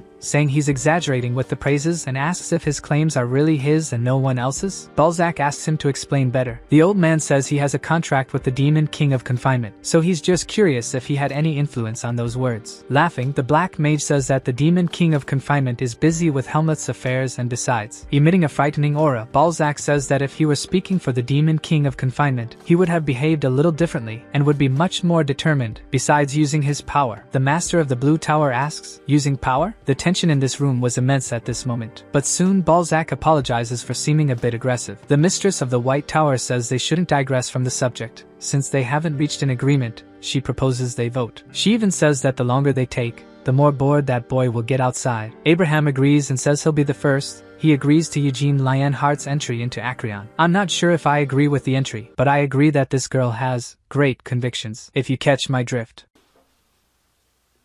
The Royal Library of Acreon contains texts left by many legendary mages who have made their marks in the history of magic on each of the floors. The walls are filled with the history of this place, and it feels more like a museum than a library. Acreon has 15 floors of stories, including texts by Sienna. Suddenly, someone calls for Eugene. It was the Mistress of the White Tower, very beautiful by the way. He knows she is the best spiritualist of this era, as she signed 2 contracts at the same time with 2 spirit kings for the first time in history. Eugene asks if they finished talking. She said yes, and that if they were to reach a consensus, it would take a few days, so they ended up voting to decide quickly. In summary, 5 people agreed to the entry while 2 were against it. There was also someone who was neutral. Eugene just asks if he can go to the upper floors now. She said yes, but asked if he didn't want to know who agreed and who didn't. The boy says no. This makes her say she'll tell him anyway. She was neutral. Of course, she says she's not disagreeing with his entry, just that she wanted to avoid a fight. It was obvious that everyone was irritated and that they would only fight elsewhere. The Master of the Blue Tower looks at the boy, then turns his face looking annoyed. She said that surprisingly, that man agreed to his entry. At first, the Tower Master had shown a lot of displeasure when he entered the room, but probably changed his mind. Quite excited, she asks who he thinks disagreed, but Eugene says he doesn't care about that. So whispering, she said it was the Master of the Green Tower and the Master of the Mage Guild. Why are you telling me when I said I don't care? The girl asks if he really is 17 years old, because their reactions are very boring. Isn't he upset or annoyed? And he says no. Then he turns and starts to leave, saying goodbye to her, which makes her panic, asking him to wait. She says the sword at his waist is Wyneth, a sword blessed by the King of the Wind Spirits. He confirms and asks why. The girl says she always wanted to sign a contract with him, but the king doesn't come, no matter how many times she calls him. She has tried everything, asked the Thunder Spirit's king and the Earth Spirit's king, but was told that the Wind Spirit's king would not sign a contract with anyone. She even sent a letter asking for the sword to be borrowed from the Lionheart, but was denied. They were probably thinking she would steal the sword. Eugene says he can't lend Wyneth no matter what she says. Besides, technically the sword is not his. But she was so skeptical that she said she wouldn't tell anyone, and he just needed to lend it for a little while. She even says she will only need the sword for a maximum of 1 day, and he can watch if he wants. Eugene finds this interesting since the Wind Spirit's king hasn't come out for the past 4 years while he tried to call him. With the mana he has now, He probably can't summon him, but maybe if the mistress of the White Tower did. The only spiritualist who signed 2 contracts with 2 spirit kings, if she uses Wyneth as a conduit, the king may respond. However, Eugene doesn't need to accept her offer now and should let her desperation increase, as he may gain something. So he simply plays dumb and asks where he will pick up his entry card. She excitedly says she'll take him there. Soon he had the card in hand. This was an identity item containing his seal. Trying to provoke him, she said the familiar spirits left here are from the great mages who made their marks in history in Acreon. The mage king who created Arath, the battle mage who is considered the father of battle magic, and even the great Sienna. All their familiar spirits are here too. Eugene doesn't seem to be very interested in that. So again the girl says your reactions are very boring and had thought that the boy was interested in Sienna. She says that before he searched for her floors, and also on the first day he arrived here, he even went to the mansion of the wise Sienna. Eugene just asks how she knows all this, and she says he has no idea, but he's pretty famous around here. She also says he's a jerk and asks when he's going to lend the sword, but he says he won't lend it. Sometime later, she was explaining how to open and close the door using the identity card. Then she asks if he's really going to the 12th floor. He says yes, which makes her say he really likes Miss Sienna. Entering the door, the boy asks if she's going to wait for him, but the mistress replies that she doesn't have that much time, even admitting that she would like to go with him, but in that case, the boy might get embarrassed. Laughing, she says when he feels magic for the first time, he'll have a very big first impression, even saying he should bring diapers along. Eugene asks why. Mockingly, she says the boy might end up soiling his pants. This makes him very angry, so he starts pressing the elevator button very hard. After waiting for the elevator to come up, he finally reached the desired floor. When the door opened, he came face to face with someone. This person took off his hat, welcoming him to Sienna's floor, even calling the boy by the name Eugene Lionheart. Not quite understanding, he asks if she's Sienna. The girl in front of him looked like a miniature Sienna, but the girl replied that she is not her, but her familiar responsible for taking care of Sienna's salon. Just as the mistress of the White Tower had said before, this was a familiar. Eugene asks how the little girl knew his name. She says he just registered on the 1st floor of Acreon. All the familiars of this tower are connected to the magic system, and know in real time all the people who enter and leave. Eugene asks how he can call the little girl, and she says Sienna used to call her Mare, but that's very strange since she named her after Meridian. The little girl happily says that name is very wonderful. What's strange here is that besides creating a familiar identical to herself, she even named it as a tribute to her own surname. Eugene asks if all familiars are as human as her, and she says no. Mare is special like this because she was created by the companion of the great hero Vermouth. She was made based on Sienna's personality. This leads Eugene to ask if creating a living being isn't a taboo, but the little girl is not a living being. She doesn't have a soul like all other living beings, and her body was made with Miss Sienna's magic and her consciousness. Suddenly the little girl points to a place. She points to something very strange that was rotating. Eugene had no idea what it was and then asked. The little girl, gasping, says that's an excellent question, but lets her hat fall, breaking the mood. So after picking it up, she says that's the magical essence developed throughout Miss Sienna's life. That's witchcraft. Eugene heard that she wrote that throughout her life and divided it into 3 volumes. So pointing, he asks how that looks like a book. The little girl says it's an old prejudice to say a book has to look like a book. He insists it's all nonsense, but the girl is not impressed that he doesn't understand, since not even the great masters understood Sienna's magic. Seeing this just brought back memories. A smile full of pride, and a disrespectful attitude towards the opponent. She was truly made based on Sienna's personality. Eugene asks if her personality is a copy of Sienna at the end of her life, but the girl says, in fact, it's a copy of when she was still young. At that time she was still very noble and exuded dignity. She didn't laugh much and was entirely dedicated to researching and developing magic. Of course, this doesn't match what he remembers of the girl. Eugene asks if her consciousness is in the witchcraft. The girl says her consciousness is made of witchcraft magic and the purpose of her own existence is to protect and manage it. She's been managing this salon for 200 years based on Sienna's orders. Without hesitating for even a moment, Eugene walks towards the witchcraft to examine it, remembering Lobirian's words in which he felt like all the magic he had learned up until then was child's play. After reading that, Eugene asks if she knows why and where Sienna hid, but the girl says not only her, but no one knows where Sienna went. Still, the king of Arath at the time and the masters of the magic towers,